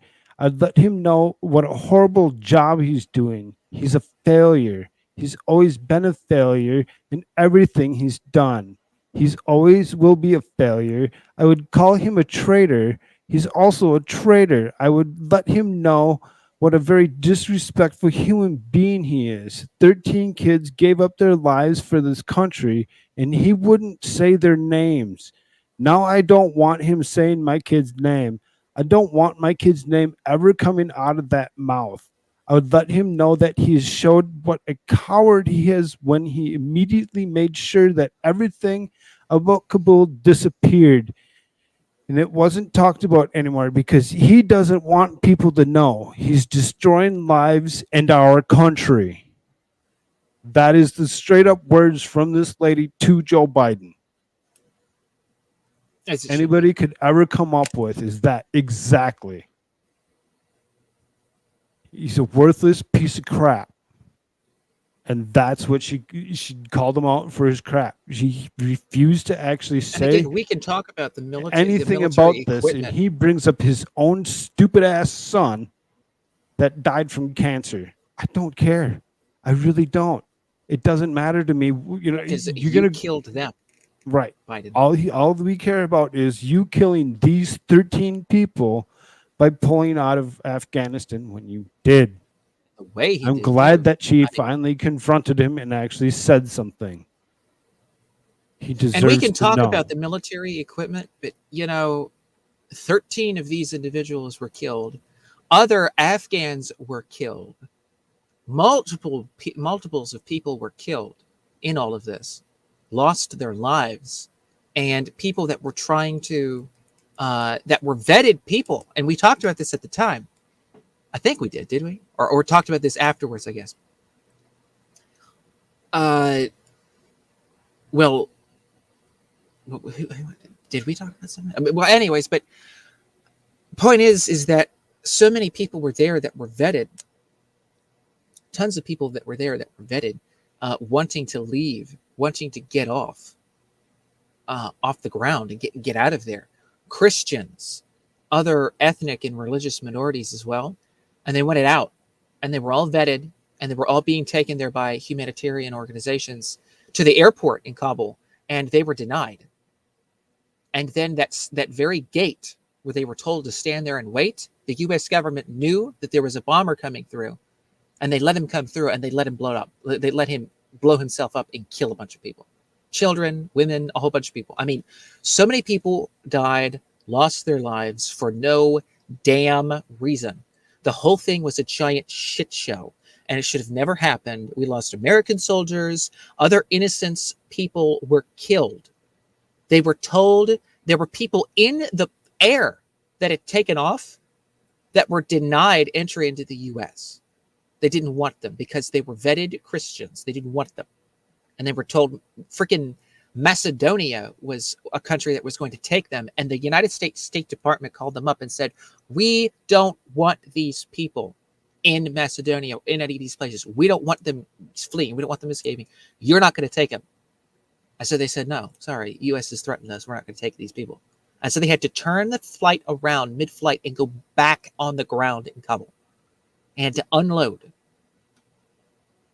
Oh, it was hell their yeah. own humanitarian flight. I mean, this Conspiracy whole thing music was a in the giant house. shit How's show. it going, my man? But yeah, absolutely. Total shit show. It was crap.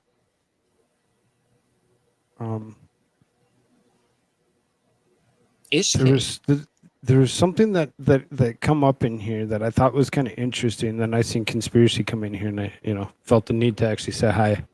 But I noticed that one of my mods decided to remove a comment because she's like, I don't want people to see that. Well, the thing is it doesn't delete it from the StreamYard side when you do that. I can still see it, and it says, I also subbed to your channel, Jessica Reloaded. Anybody that doesn't know what I'm talking about, Jessica actually has a channel of her own. She does plan on actually doing something soon, and everybody should go check her out because eventually, when she starts actually producing something, it'd be nice for her to actually have an audience to start with, as opposed to having to build from nothing. Take that from a guy that started and built something from nothing. Thank you all for being here. I do enjoy all of your company. It's great. I'm glad I'm pretty sure she'll appreciate that I actually said something, as opposed to just letting it go. Yeah. Okay, so that being said, let's a little bit more of world news before we bring it to the local side. Here you go. This guy, Trudeau is installing weapons armories, interrogation rooms for Ministry of Climate Change. Of course. Go figure. Here, this is what it looks like. So this is architectural plans were leaked in the counter signal revealing Trudeau's sinister plans to weaponize the climate change agenda. The Ministry of Environment. Where were Climate you when Change the carbon dioxide was released? To a firearms storage facility in between the electronic charging area and the facility's storage across controlled quiet and the intelligence area. So then okay, so because they need firearms to combat against people that have animosity towards climate enforcement. It's just stupid. It's like, what? So one country is messing around, with money, and the other one's just like, well, let's put money here because we need firearm storage for anybody that's working for the environmental and climate change of Canada. Susie, is that a play on words with a potato, perhaps? What you do with the potato? He. Anyway.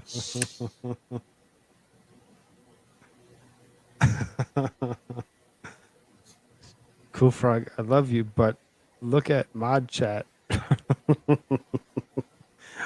Will do. I'll get over there in a second. Don't know why, but I guess I will. You have been summoned. Oh. I see what you did. Sorry about that, but I didn't see that before I actually seen what was going on. So, My bad. Exactly. Exactly what TR said to you. There's plenty of things that you can do about that if you really felt the need. Anywho. So I'm going to stop sharing that because that's not necessary anymore. We kind of get the point. I mean, if anybody didn't get the point on that, I can share the articles with you, whatever. You can actually do what you'd like. Oh, let's see here. Where do I want to go next? This guy. I know, everybody just loves the potato. Because he's so funny. Oh, come on. Are you kidding me right now? I really hate that they actually do this. They take clips that you want to watch, and as opposed to just letting you watch them, they're like, oh, now you got to watch them over on Twitter only. It's like, I was watching it where it was before.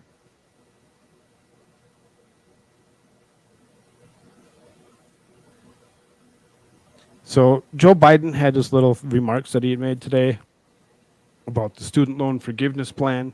Oh, God. And if you didn't see it, this is probably the best highlight out of the bunch, a little minute and 14 seconds. Windows XP is malfunctioning. By resuming student loan payments at the same time as we provide targeted relief, we're taking an economically responsible course. As a consequence, about $50 billion a year will start coming back into the Treasury because of the resumption of debt. Independent experts agree that these actions taken together will provide real benefits for families without meaningful effect on inflation. Let's be clear. I hear it all the time. How do we pay for it? We pay for it by what we've done. Last year, we cut the deficit by more than $350 We pay for it with what we've done. This year, we're on track to cut it by more than $1.7 trillion by the end of this fiscal year, the single largest deficit reduction in a single year in the history of America.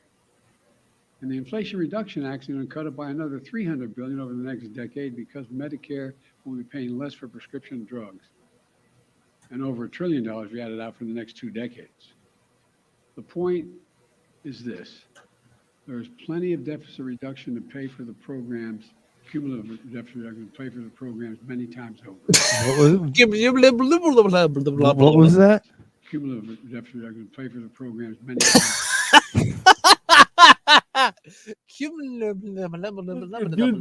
Take the shit out of your mouth and give us an actual fucking word, you piece of crap. But the whole statement, the whole minute and 14 seconds worth of what he's saying, is a whole freaking lie. Oh, and there's a better way that goes on. Spending more money is actually going to reduce any type of deficit anywhere. He's not. He just took and he transferred somebody else's debt to you and me and anybody else. So as opposed to it's still there. It doesn't just us and poof disappear. Stupid. You say you got a better clip? Well, there is a better clip. I don't know where. Cumulative deficit reduction to pay for the programs many times. Where is this clip? It's not better, but it's like, it's just another gaffe in that same speech. It's just another gaffe that that was the funniest one because it was like 6 words all melded into one. Where did that go? Toy box. I see you, brother. Why is it? Where'd it go?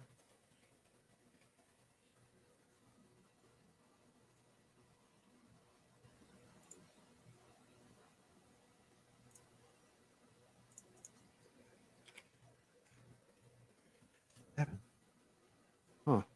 Where the hell? It's not. Some of these comments just aren't the same over on this side as they are over on the other side. It totally removed that comment.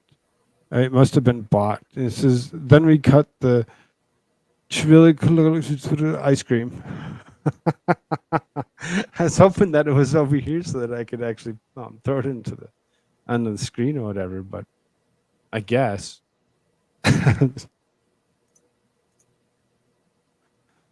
This is stupid. Stupid old man. Worthless piece of crap. Worst is it over on president Discord? ever. Nuclear. Proceeds to lie every time. Yep. After every time he says, "Let me be clear. Let me clear up. Let me make my lie a little bit more clear than it ever was." And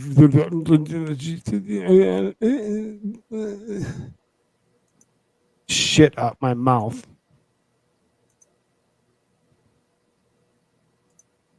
YouTube nuked me, but the potatoes false taste nuked his speech.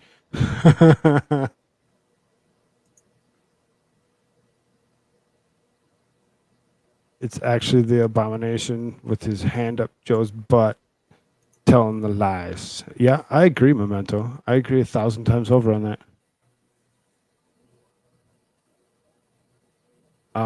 Not that I take everything that this guy says, seriously, whatever. Oh, maybe not. Let's do this one first.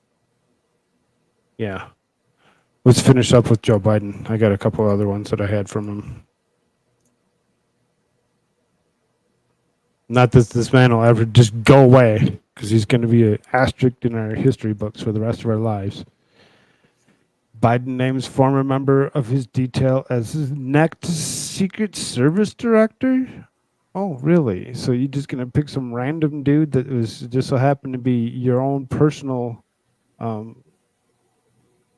guard as being a director because you like him so much? President Biden on Wednesday tapped a 27-year-old veteran of the Secret Service to serve as the agency's new director. Kimberly Cheadle will take over.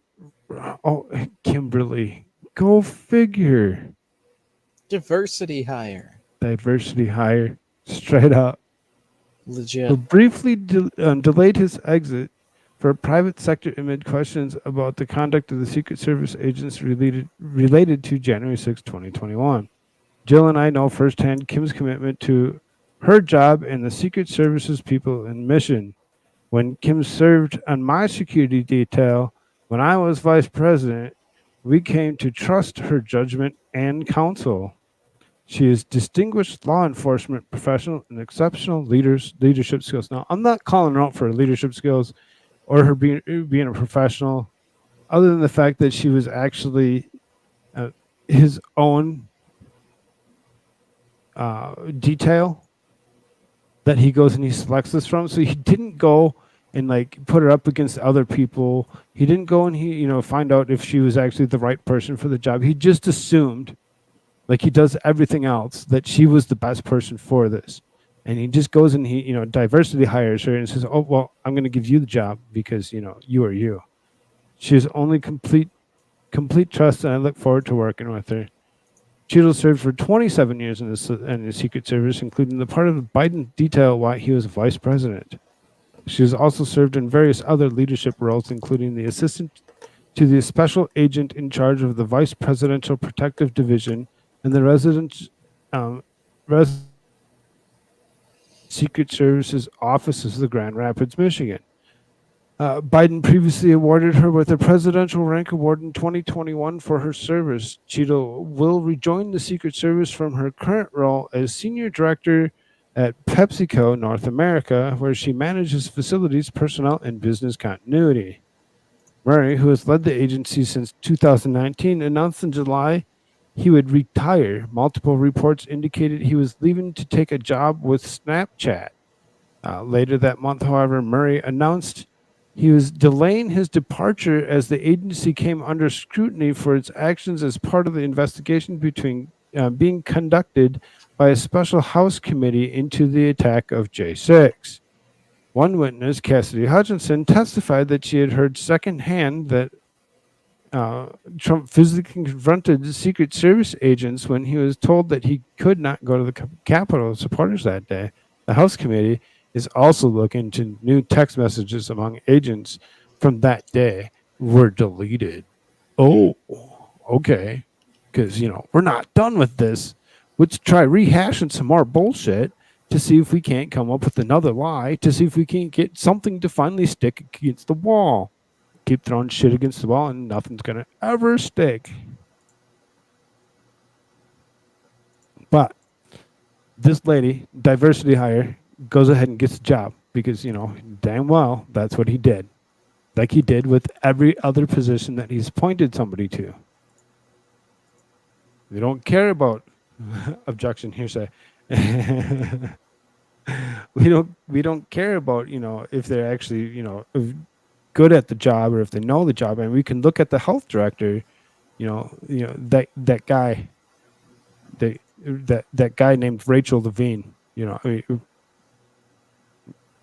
There's plenty of things that this guy's done, and he just kind of puts people in that place because he's like, oh, I think I need to do this because I've been told by somebody else, allegedly. Yes. What's up, AmericaShirts? Did you find it? I think so. Let me...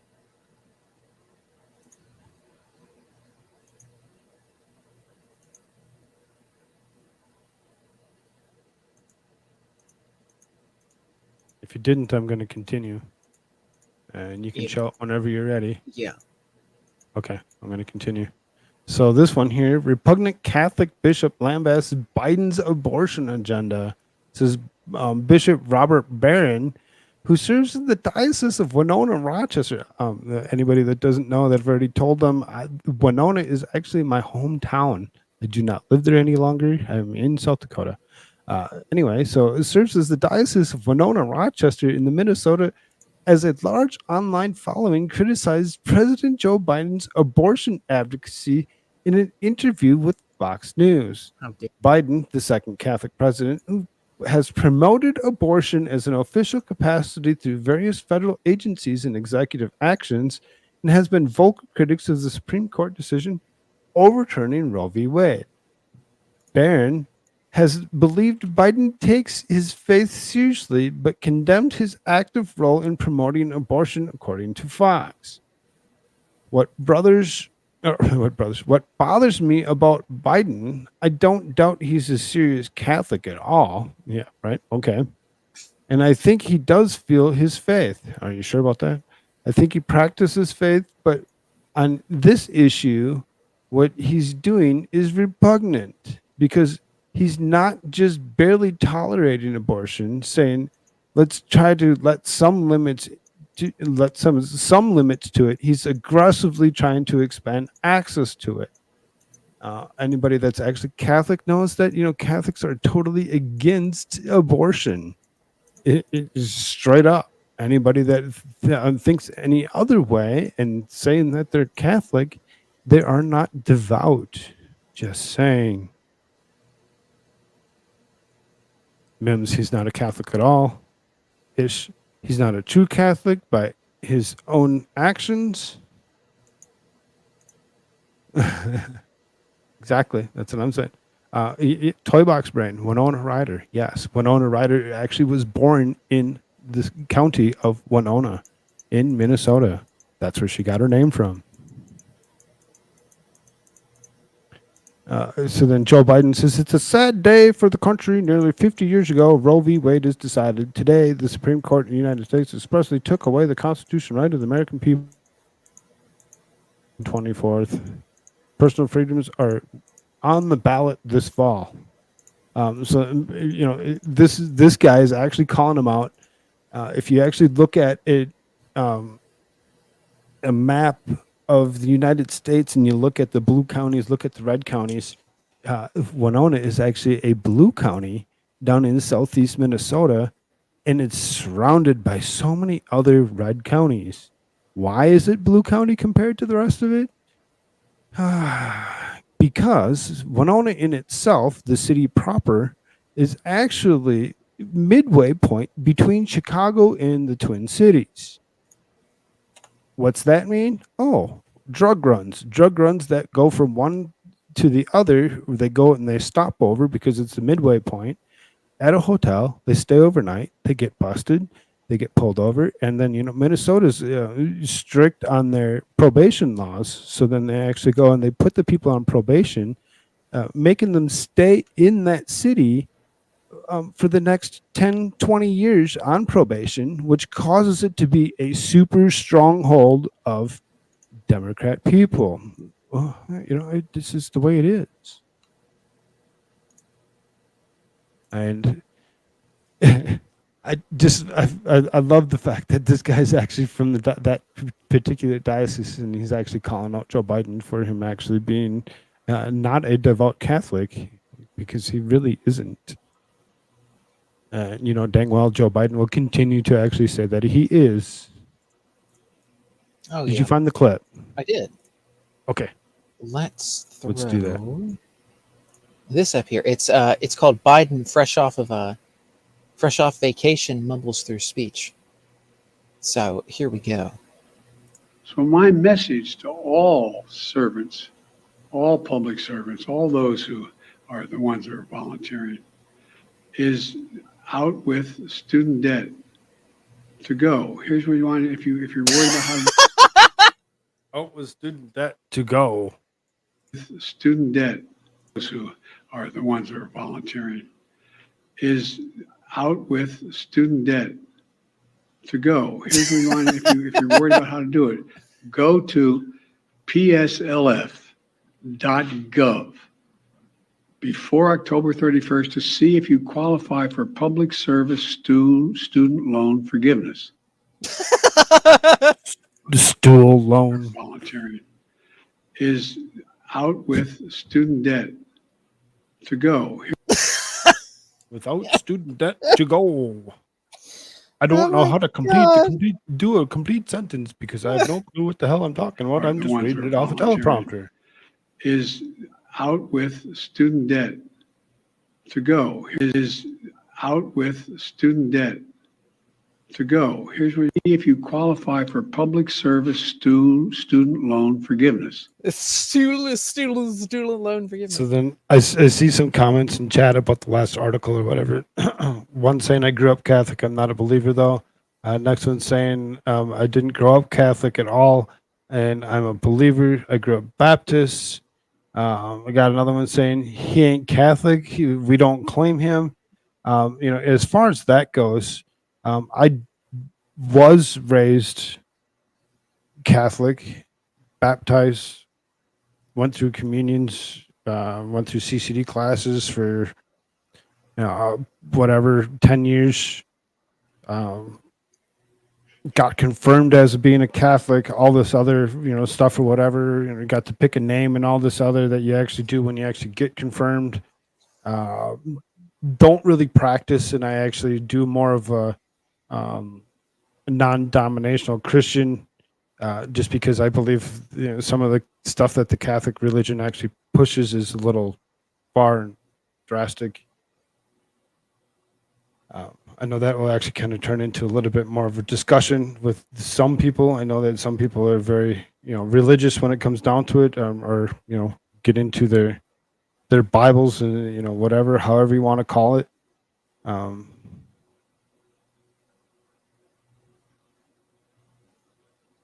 Black sheepdogs, check out Divinity's meme room for a meme on that student debt. Peanut butter time. Okay. Peanut butter time. Memes. Peanut butter time.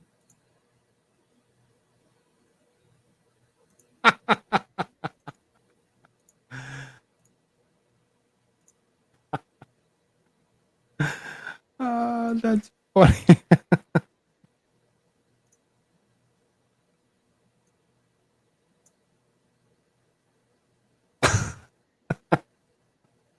The peanut butter jar says student loan forgiveness. The little doggy that's sitting there says millennial voters. And you can see the Biden Harris shirt on a naked person. Because we don't want to give it a gender because we have no clue.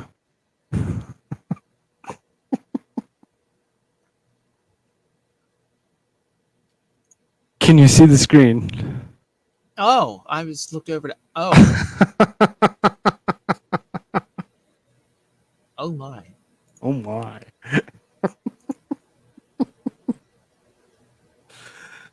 That's good. That's fun. Thank you, Black Sheepdog. That's good.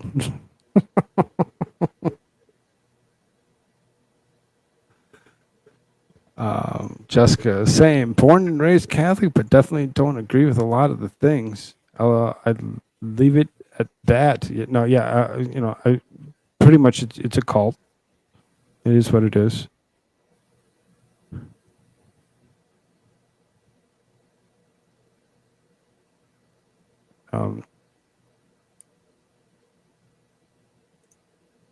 Raised Southern Baptist, went non-domination as a young adult, became a Catholic for my hobby.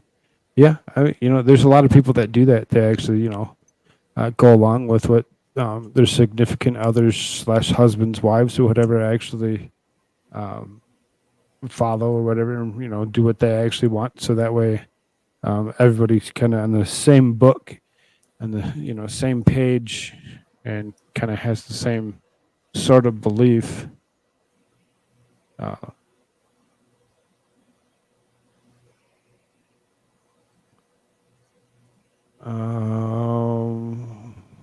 So not that one.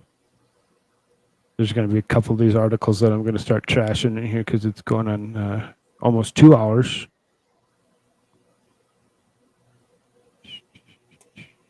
Let's do this one. Found this one kind of interesting. Geraldo Rivera and Greg Gutfeld exchanged verbal blows over Liz Cheney. So then, believe, there you go. Geraldo said, whatever your politics, we should all recognize Liz Cheney's selfless courage in standing up for the Trump tidal wave. Wyoming Republicans are going to end our congressional career today, but nothing will wash away the role she played standing up for democracy and the Constitution. Greg says, screw what millions of voters care about. Crime, inflation, the border, bureaucracy, and Koof. We really should rally around a rich elite who's settling an emotional score. No, her selfish desires killed her political career, as it should. It's the opposite of selfless. She paid. She did. I agree. She paid. So then here's Geraldo come back. Her selfish desires? Like what? Refusing to drink Trump Kool-Aid? Says the guy who says he liked Trump before, Geraldo Rivera. There was a lot of people that actually liked Trump before he ran for president. Oh, there's just so many people. But he liked him even during his presidency. Like Trump went on to his radio show several times during his presidency, even.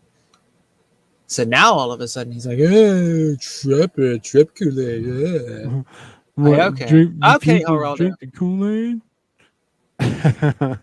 Okay, Geraldo. Call back when you're sober, Geraldo. Oh wait, that'll be never. That'll be never. You missed my intro. I added a clip to it.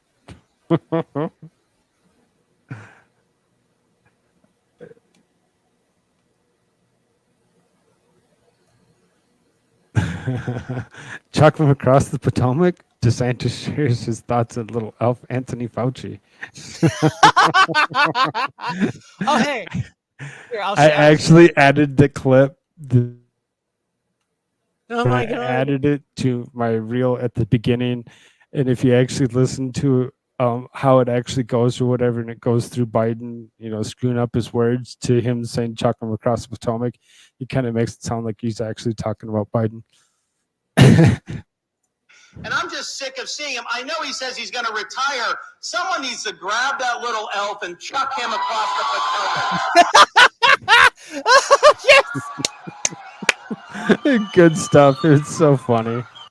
The whole crowd is like freaking losing their mind. They're like, yes, yes, yes. Oh my God! It's I know so he's going to fantastic. retire. Someone needs to grab that little elf and chuck him across the Potomac.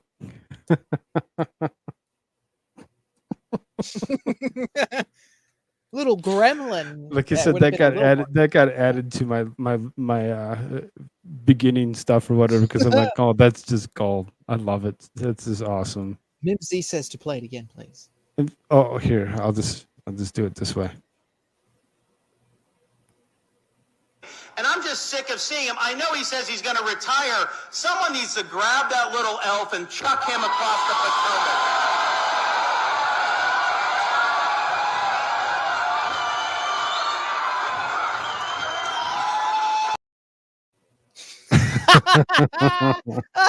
Like I said, I added it to it so that I always have access to it.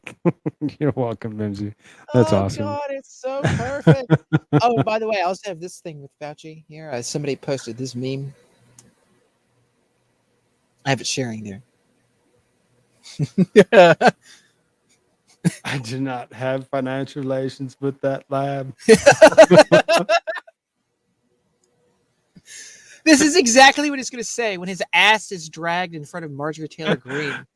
And he's going to be like, I did not have any relations with that laboratory. I did not. The evil Anthony Faucisms didn't have any relations with that laboratory. What's up, Digger 420? How you doing?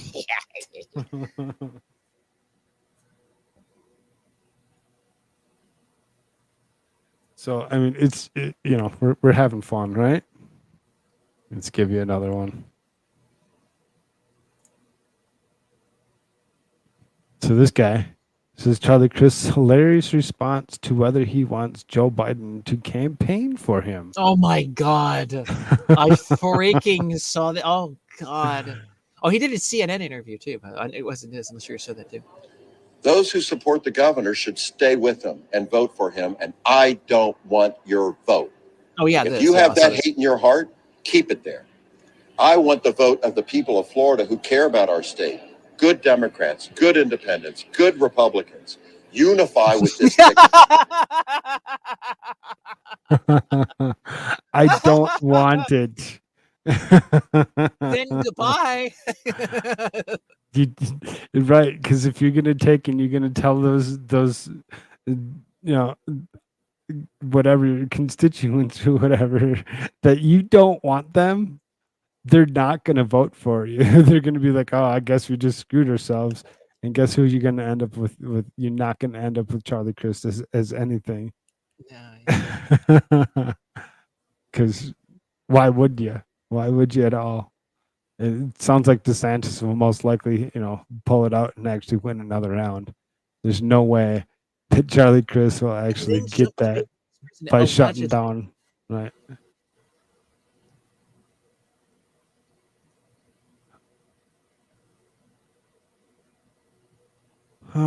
So, we've actually talked about the IRS and several times now within the last few weeks, and their purchase of so many agents and giving them weapons because, this is all necessary to make me pay my taxes.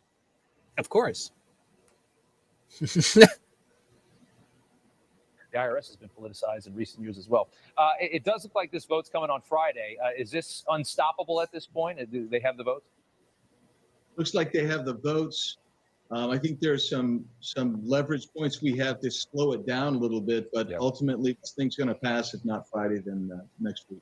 And the IRS, the massive expansion of the IRS. How sick of a country are you in when Democrats are so proud to massively expand the Internal Revenue Service? Well, again, that's going to be weaponized and politicized, just like it was under Lois Lerner, where they went after conservative organizations. They're going to be coming after you and me and others like us. They're going to be turning us upside down to shake every dime and nickel and penny out of our pockets and punish us if they feel we haven't given them enough. That's where we're headed. That's an authoritarian type of government, Rob. That's an authoritarian type of government, Rob.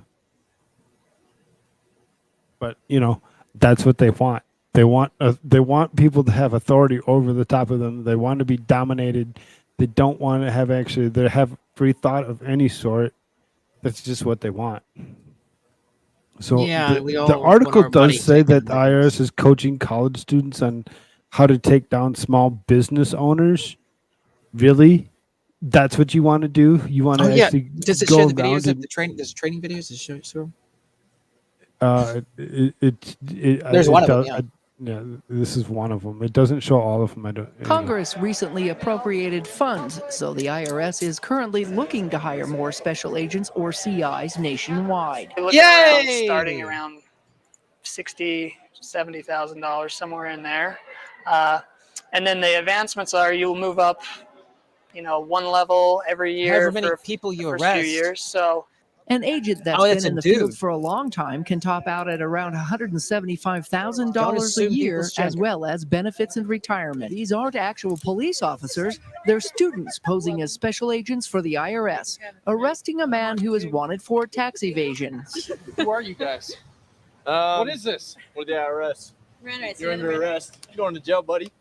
Most people don't even know that the IRS has criminal investigators who use their accounting skills and their authority as a special IRS agent to help solve tax crimes. Under this scenario, these students find the owner of a landscaping company has several vehicles that may have been purchased from monies not reported through his business. After an undercover interview using a wireless mic, the special IRS agents find that Dodger, who is selling his business, has 2 sets of books. Ever done any landscaping work before?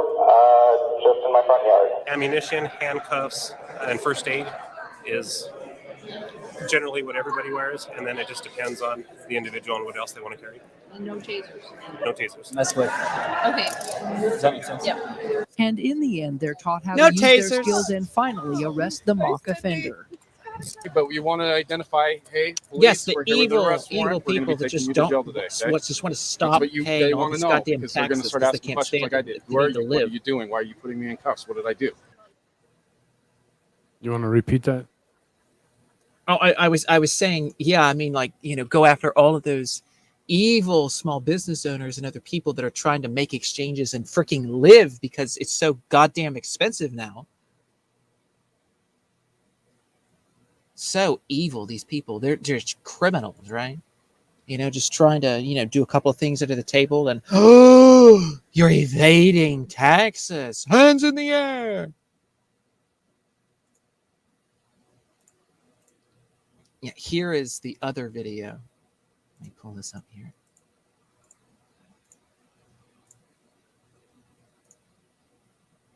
I've recently serviced. Oh, you got more? I do. Hold on. No, these aren't actual police officers. They're students posing as special agents for the IRS. I think it's the same thing, right? It's the same one. Why do they have this put there multiple times? No, Yeah, I don't know why they're. Why did they put it up multiple times? That's ridiculous. Did you have a different one? Yeah. Yeah. Okay. There you go. This is a newly surfaced video of them training in, I think it's a college.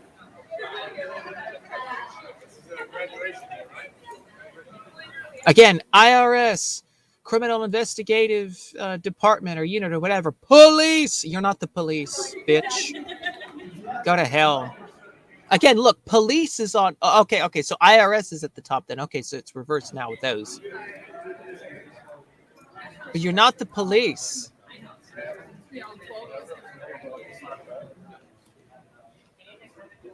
right, so we'll take it along the wall and line up on the wall, okay? All right, there's good. You can do your line up there, whoever's going first. Look at that guy. He's, I mean, really in shape there, That guy there, really in shape, All these really skinny women. All right, whenever you guys are ready, you go.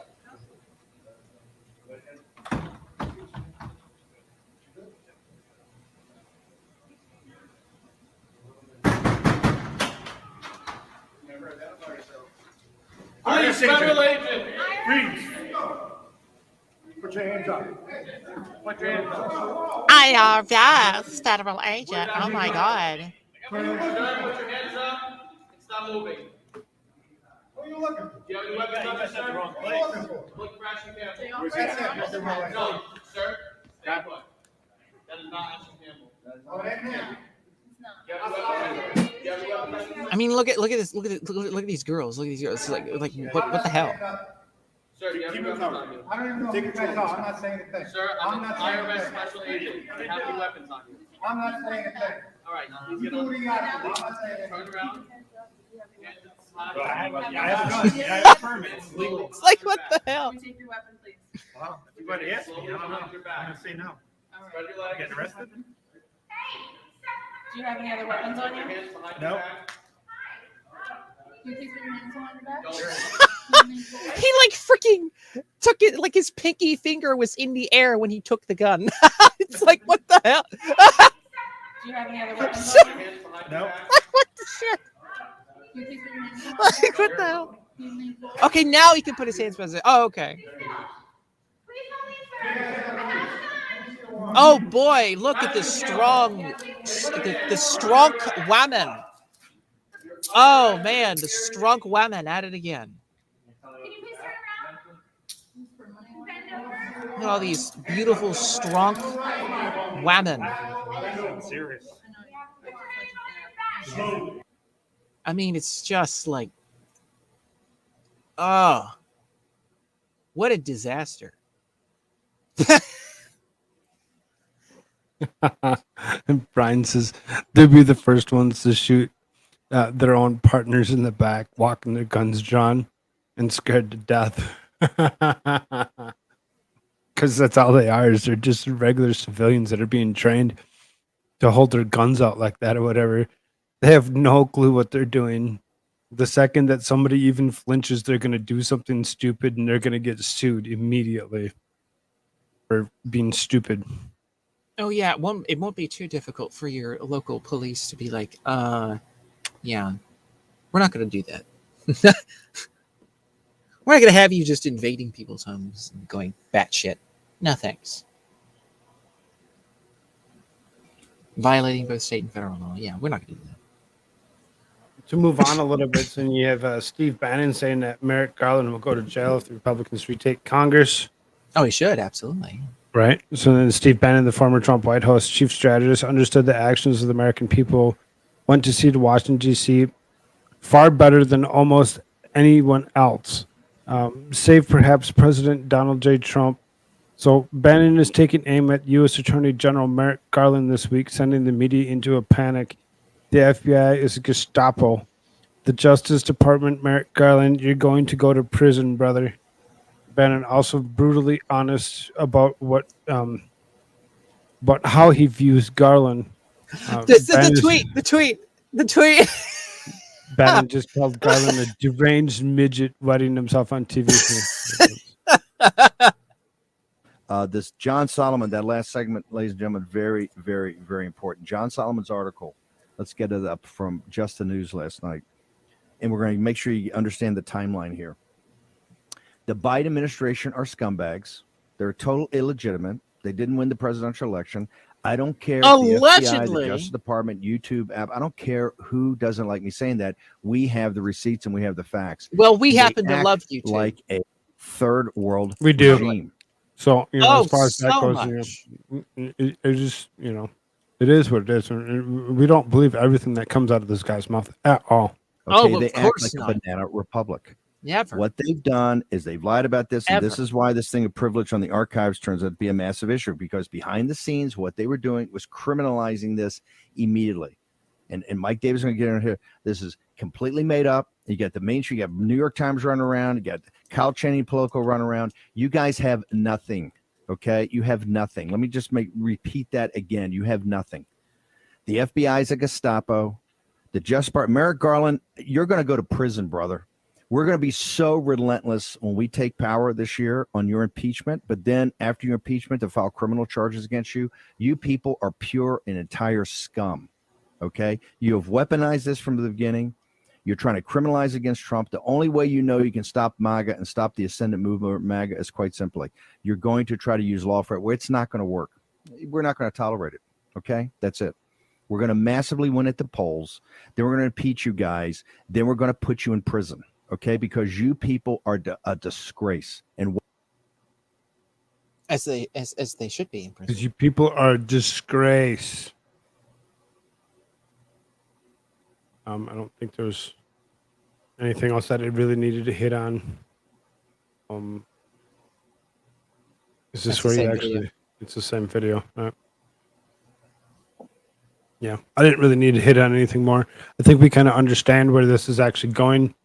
That, you know, come November when things actually come down, it could be very interesting what actually happens to people like Merrick Garland, and hopefully plenty more will actually, you know, feel the wrath of what's actually, you know, ready to come down the line. Yes, JMK, John Sullivan, is indeed a national treasure. So then,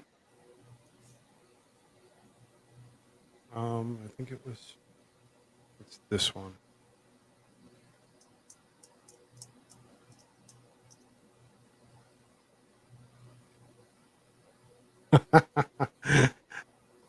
You guys are awesome. I love this audience. This audience is best. What else we got? Excuse me. Let me see what I can do here. I think I have to actually download it real quick here. And do that.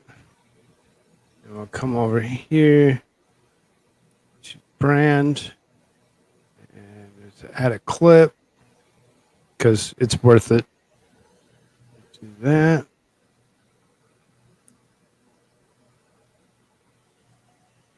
Let it process for a few seconds.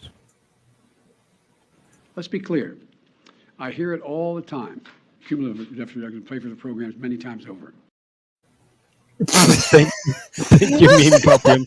That's good. Could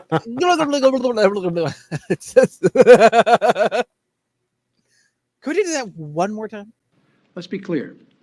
I hear it all the time. Cumulative deficit reduction, pay for the programs many times over.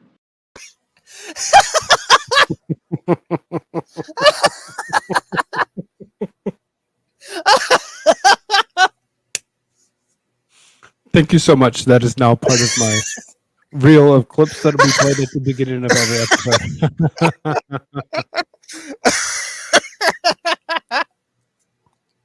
So, as far as where I was going to go next, God. and that, you know, Marjorie Taylor Greene being attacked with a SWAT. I know it was covered several times today by several different people. Heidi Crisis. I got you, brother. Here you go. I'll lead an effective strategy to mobilize true international effort to pressure.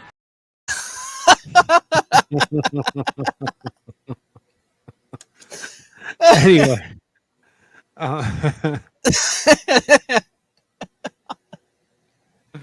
Damn it.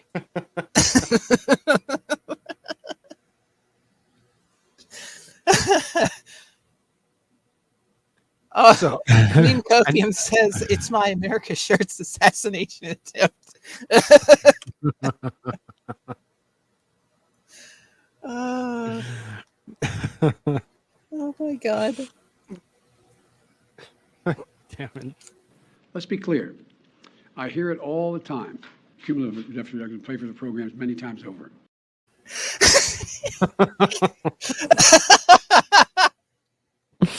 I'll use that one. Maybe I won't play that at the beginning. I'll use that one as an icebreaker when we get in so far, wherever we're just both feeling down or whatever. And we need something to laugh at.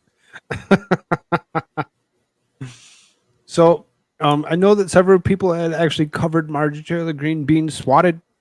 When I say several people, I heard Farron say something about it. I heard Nick Rekieta say something about it. I heard Mindset saying something about Nick Rekieta saying something about it. There's several people that have covered. Right, there's several people that covered the swatting. If you hadn't heard, I did have that video. We can play it if maybe we later should ID. Gotta go. Good night, ID. Have a good one, brother. Maybe we should take a quick poll to see if anybody's interested in actually going through Marjorie Taylor Greene. Did they go through the interview? Did you see the interview? Yeah, and that's like I said, I've seen a couple people actually hit up the interview. I do have, yeah, I do have it. Because you did an interview this afternoon, and it's several places. So, put up a quick poll. I just call it Marjorie Taylor Greene interview. Maybe I should spell it right. If I can. And we'll put up a quick poll. We'll wait a few moments or whatever, and we'll see how many of you actually want to actually go through the interview. If you do or if you don't, yes or no.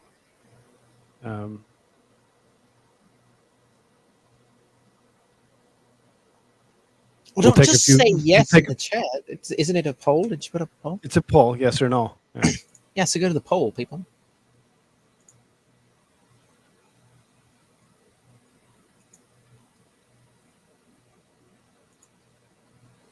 Like I said, we'll wait a few moments.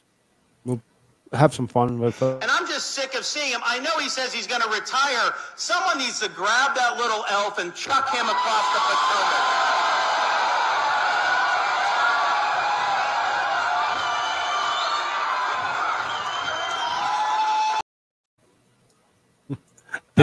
So that one might need to be edited down a little bit and like taking half of the screaming and yelling at the end out, just because it's like 3 or 4 seconds of screaming and yelling. It expresses my soul. Don't.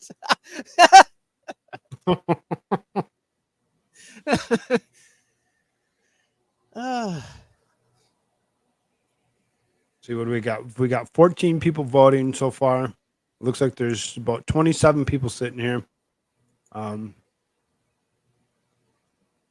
the majority are actually saying yes. So, okay, we'll do it. I'm just going to end the poll right away because, not going to really change it too much. Even if the rest of them said no. So, that being said, let's just do that right away.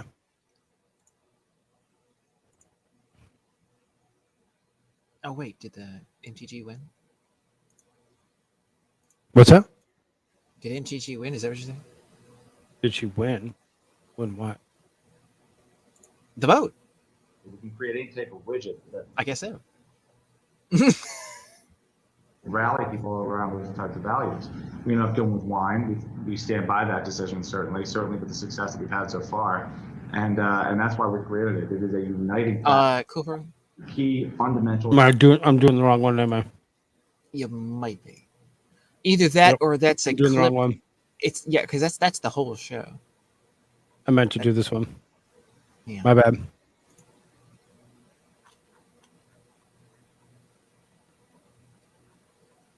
My bad. Yeah, you're back, Koolfrogg. About 8 minutes and 45 seconds. Some breaking news today. Republican firebrand Congresswoman Marjorie Taylor Greene has been the subject of a shocking political attack late last night at her Georgia home. Greene was swatted. She tweeted this: "Last night I was swatted just after 1 a.m. I can't express enough gratitude to my local law enforcement here in Rome, Floyd County." More details to come. Yeah, and now swatting, commonly defined as the action or practice of making a prank call to emergency services in an attempt to bring about the dispatch of a large number of armed police officers to a particular address. Now, according to the Rome Police Department report, officers responded to a 911 call at 1:03 a.m., which initially led them to believe that a man had been shot multiple times in a bathtub at Greene's home. But when officers arrived, of course, there wasn't an incident like that at all. Yeah, and after officers cleared the scene, the department received a call from the actual suspect who claimed responsibility for the false shooting call and explained their motives, reportedly upset over Green's stance on trans rights. Congresswoman Marjorie Taylor Greene is now here with us to explain exactly what happened last night. Congresswoman, welcome. The lead-in here has to be about last night, ... We kind of set up the story of what happened, but you experienced it, literally a likely rude awakening at 1 a.m. Tell us about it. Yeah, very serious and scary awakening. I have to tell you that. And I'm so thankful to the police here in Rome. They were incredible. They were professional. They did their jobs very well. So I was. That's Georgia, by the way. That's not actually Rome. Hearing people outside my bedroom windows. I saw a few lights outside, but they weren't police lights, just a few lights. And I was very concerned, not knowing who was outside my home. Jumped out of the bed, got dressed, and I went to pick up my gun simply because I was really afraid of who might be at the door. Obviously, in the middle of the night, not expecting anyone. But I just had a gut feeling to leave the gun where it is and not carry it with me. And that's not normal for me. I normally would take it with me to the door at all times, especially in that kind of situation. But I'm very, very glad I did not carry my gun to the front door, because when I came around into the foyer where I've got windows, I saw many police outside on my front porch, and it was a serious situation. Opened the door and spoke with them, and they were asking me if everything was okay and told me what the 911 call was all about. I was shocked, absolutely shocked. And of course, assured them, no, nothing like that has happened here. Invited them into my house, asked them to look around because I was really scared, and realized, and they also confirmed that, yes, it sounds like you've been swatted. And indeed, that is what happened. Now, here's the very terrifying truth of it. This is how they get people killed.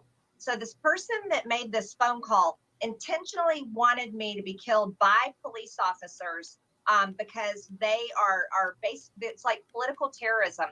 They hate my views and they hate the legislation that I introduced last week, the Protect Children's Innocence Act. And this bill would make it a felony, a Class C felony by federal law, to perform gender-affirming care on children under the age of 18. And this is a very important piece of legislation because of the mass movement on the left to perform these, life-altering permanent procedures where they are performing mastectomies on teenage girls, castrating teenage boys, hysterectomies, puberty blockers, hormones. Very permanent decisions that kids should not be making until they're adults. They need to grow up to make these decisions. But yet this person was so angry at me over this. They wanted me dead, and they sent the police to my house. They told them a lie, and they wasted police resources to come and kill me or my family over their political views. And I'm appalled and disgusted at it. I'm wondering if you had gotten your gun, because a lot of people certainly would have gotten it in that situation. And then the police officers didn't just break down the front door. It sounds like they were trying to knock first and let you know that they were there. What do you think would have happened? You're carrying the gun. They break down the door, not hearing anything. Oh, I'm terrified to even think what would have happened. You see, our police here are wonderful. These are the good guys, and they take their jobs very seriously. And the 911 call that came in was an extremely serious call that someone had been shot and was in a bathtub, and that there were children in the home, and there was more potential violence that could occur. And that's what the lie was. And that lie was told so that police would come to my house tactically ready, and they were tactically ready. They had their guns drawn. They were prepared for a very bad situation. And if they had seen me come around the corner holding a gun, I'm scared to even think about it. And I'm also terrified to even think, what if I wasn't home and that was one of my children? It's too much to think about. And this is real political terrorism. And this is extremely dangerous, and it's happened to other people, not just me. But we cannot allow it to make us stop in our hard work, is such as important legislation as the Protect Children's Innocence Act, and it won't stop me. And another thing is it will not prevent me from going to the front door armed if I think I need to be. But these are the kinds of things where it's not only is it unfair and it's dangerous for me, but it's also unfair and dangerous for our great men and women in law enforcement that risk their lives when they show up to 911 calls such as that, because not only could a person in the home get killed, so could a police officer. And, you know, they have families too. So this should be, you know, I believe whoever this is, they should be tried for attempted murder for trying to have me killed. They should be tried for terrorism. They should be tried to the full extent of the law so that this stops. This has to stop. This political targeting and political terrorism needs to end, and it needs to end now. Yeah, your gut just told you to leave your gun in your bedroom. So we're happy that your gut told you that too. But also the police report states something else fairly alarming, that the suspect claims that he or she is connected to this website, which is a site that actually supports cyber stalking. The suspect even gave police their username. So basically, as you pointed out, this is a suspect admitted to intending to do harm via cyber stalking. You said you fully want to, prosecute whomever did this, and I'm assuming that suspect is still at large, right?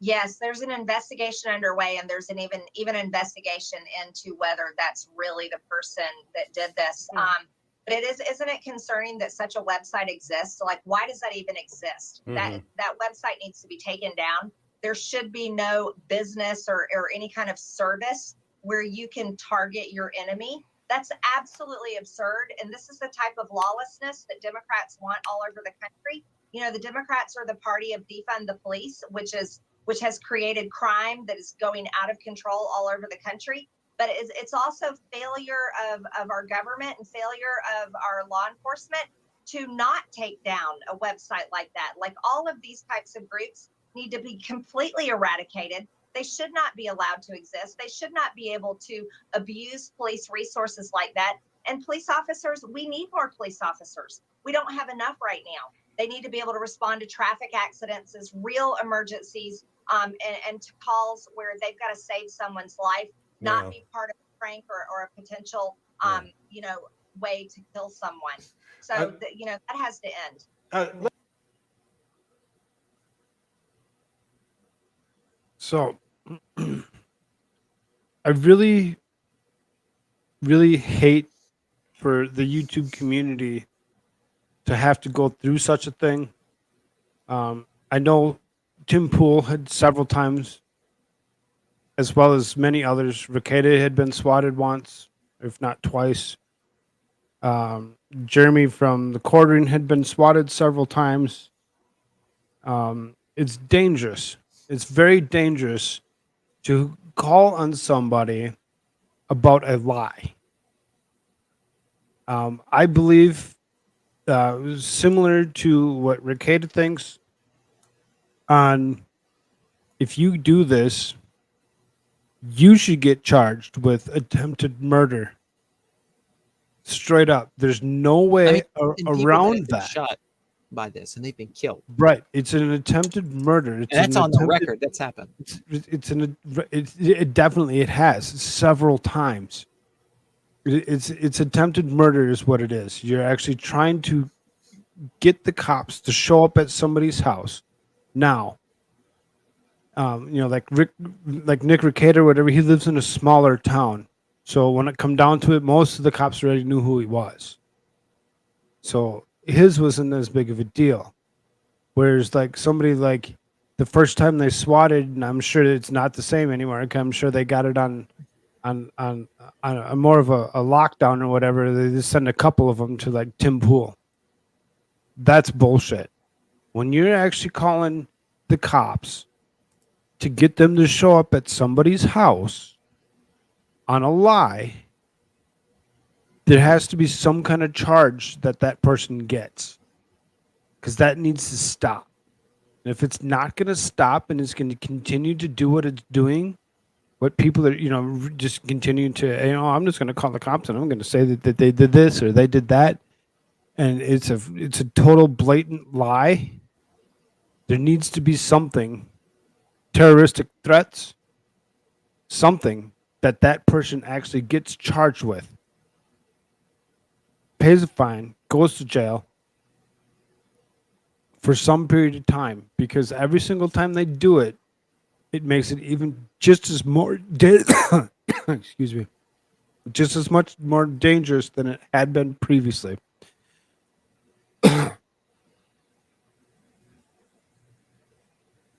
AmericaShirts, you got a thought on that? Yeah, I agree with that. Yeah, oh, frog, get that frog out of your throat. But I've been thinking about this, and I'm thinking to myself, I mean, why do the police have a right to just barge into your home anyway? Like, oh, we got a report. Well, that doesn't mean that it's fact. You just got one call.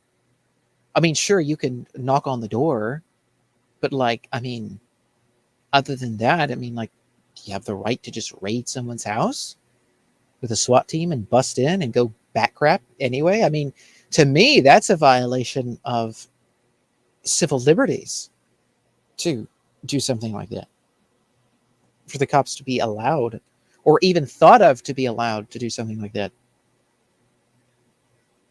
Which fortunately didn't happen in this case. They just knocked on the door. She came to the door, asked. They were like, anything going on, anything, whatever. Can we come in just so we have whatever? And she's like, oh yeah, sure. They went in, whatever.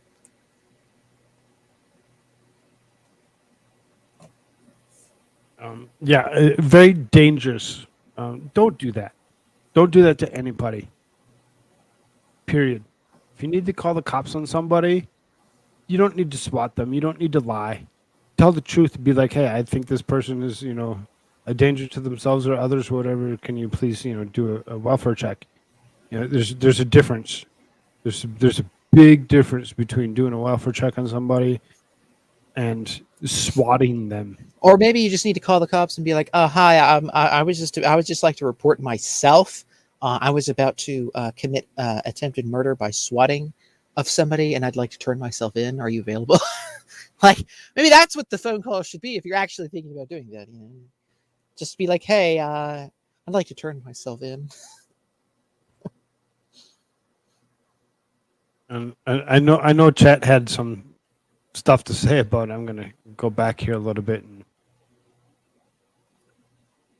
see if I can't pick up some of these comments here.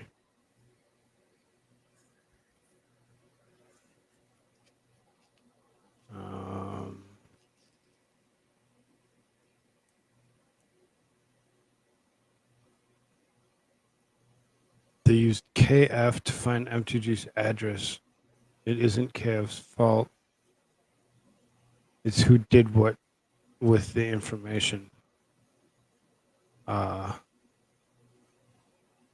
Social media has been the cause as well. I already know about Tim Pool, Tug. Yeah, that's another one. There's been several people that have actually been swatted.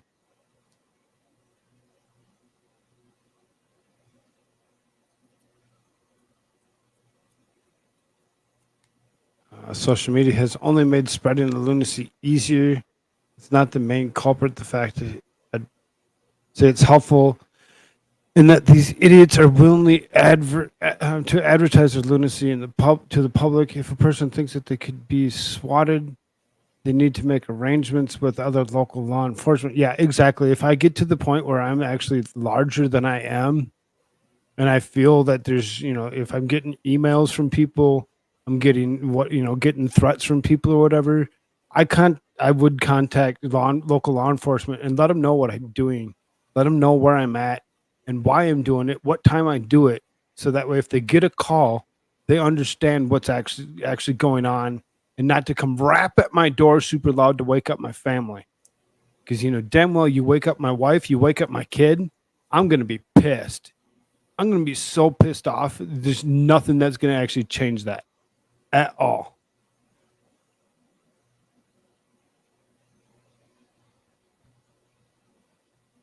Divinity says they have laws about idiots using emergency services in Arizona if you don't have common sense. And I know that there's I know Minnesota did. I'm not positive about South Dakota. I'd have to actually look into that a little bit further, a little closer to see if there is something against such a thing. Tug has been swatted, had CPS called. His old business was called for over 24 hours. It's a place that people call with ideas or hurting themselves. It's crazy. Yeah, see, that's messed up. That's so messed up when you actually go to that point of actually doing that stupid kind of crap. Koolfrogg, speaking of social media, there's a new Instagram update that is being used to commit crimes by finding precise location. If you go to settings in IG, your location can you can turn it off. It says my old. I'll have to actually look at that. Thanks for the input on that. It's amazing lunacy you'll find about actual hopping. Someone gets killed for swatting and they're disappointed when that person isn't absolutely disgusting. This is what woke rhetoric. Yeah, absolutely.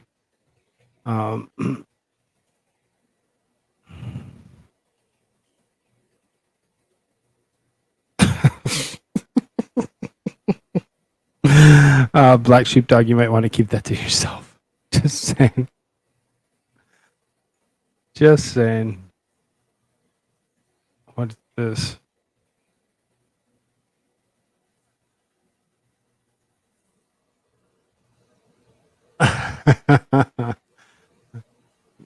Sure. I got what you're saying there.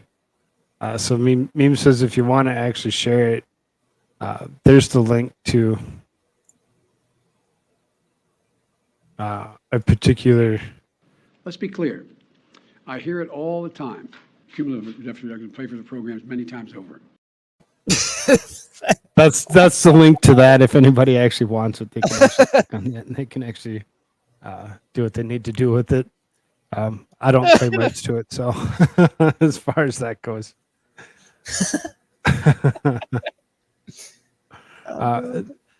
Seriously, just to go back to the what we were actually specifically talking about.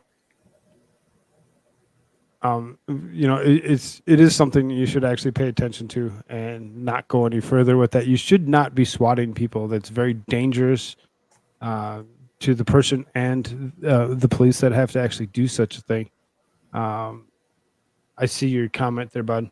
We'll see if we can't move on through these last few articles fairly quick. It looks like California is due to unveil a plan tomorrow, which would be the 25th, which is, now in my neck of the woods is actually about a half hour ago. This is California to unveil stupid flies. Unveil a plan tomorrow that will see gas cars banned by 2035. Have fun with your electric vehicles within the next 15, 20 years. I really see that being an issue. You can see the traffic that's there. Look at all these semi trucks that are in the picture. Could you imagine all those having to be electric vehicles and having to charge up before they can travel so long, and then all of a sudden they have to pull over and they have to recharge themselves so they can continue to do what they're doing. Yeah, exactly, Divinity. Yeah, fuck them. I really don't see how they can actually, use the word of banned and say that you can't have a gas-powered vehicle any longer. Fuck yourself. I really don't see that being a thing. Let's see, what was this? California gearing up to limit prosecutors' ability to use the rap lyrics as evidence in trials. California's really got some shit going on. And for whatever reason, they're banning the use of rap lyrics because we found that lyrics that they were using in the court to prosecute someone, those weren't even the person's lyrics. It was written by someone else. The music was written by someone else, and they were just performing it. So I mean, there's lots of ridiculous bullshit that's going around right now, and it's very just depressing and disturbing to say the least. Majority of Americans no longer trust mainstream media, regardless to party. So it's not even a one-sided thing or whatever. It's just like everybody's calling out. Look at it, 82% say fake news is going to become a bigger problem than it is now. That's an awful lot of people with from both sides of the aisle that are complaining that media is worthless. You want to get your news, you want to get it correct, you come here, you come see me. We'll actually help you out. We'll actually decipher some of it for you, and we'll actually explain it to you. Right. Of course, AmericaShirts is here with me. So you get best of a couple different generations on that. So when you actually think about it, you're really getting some wide open thought from several different wide open. So what? Look at that. YouTube will no longer punish accounts that question efficacy of certain doilies that people put on their face. Oh well, son of a bitch. We already banned all these other people for that. But okay, whatever. We'll just, reverse. Are they going to give people back, their strikes that they gave them for that or whatever? You can say, oh, well, we're sorry. Here you go. Have your stuff back. People that they actually gave medical claims to. We'll find out. We'll see. Because I'm sure there's going to be a couple people that said, well, I got struck for that. So, take away my strike. There you go. Trust the science. Study links left-wing politics to lower testosterone. And then they put this guy's face on there. Of course. It just made me laugh. I'm like, why would they put this guy's face on there? Oh, okay. I get it. Never mind. Oh my God. It's so perfect. It's just like, what the really? Politics lowers your testosterone. Have fun with that. Or there's a link to having our time. Yes, if you voted for the Joe Bro, it's an office now, Joe Biden, you probably have an issue with that, I would imagine. I'd read the article a little bit further, but my co-host had actually messaged me and said that he's getting tired. So who? You. Me? AmericaShirts. AmericaShirts.com says he's getting tired. Who? But so the study is linking that. So as far as that goes, if anybody really wants any of these articles that are listening, hit me up. We can actually give you the links to those, and you can actually study them for yourselves. Otherwise, this is at the Red State. We're gonna close that out. In other words, don't become soy. Don't consume soy. Do not eat soy. Try to stay away from GMOs as much as possible, and don't watch CNN, and don't vote for Democrats. And you should probably be okay. For the most.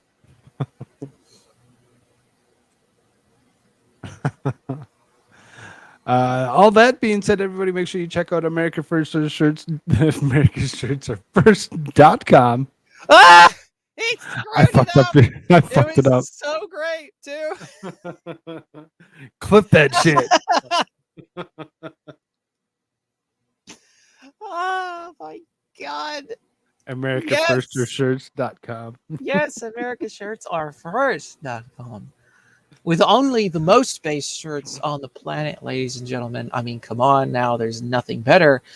You can go there and use the discount code Koolfrogg to save 15% off any shirt in the store. And you should totally go there and get yourself a base t-shirt. Our newest one there is the Abolish the FBI t-shirt. And of course, I'm Koolfrogg. If you want to support me immediately, you go to buymeacoffee.com/Koolfrogg. If that doesn't work out for you, there is a PayPal link down below as well.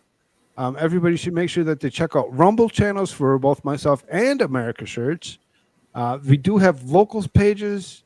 There's lots of stuff that we can actually do.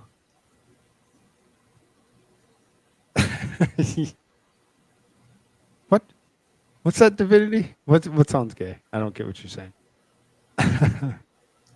Shirts, can you do voice one last time? Say goodnight with it.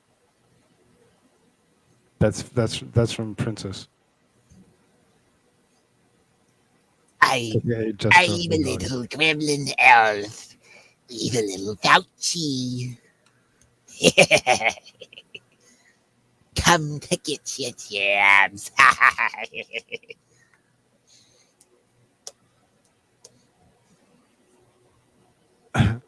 Thank you, everybody. Everybody say goodbye. Goodbye. Later, everybody.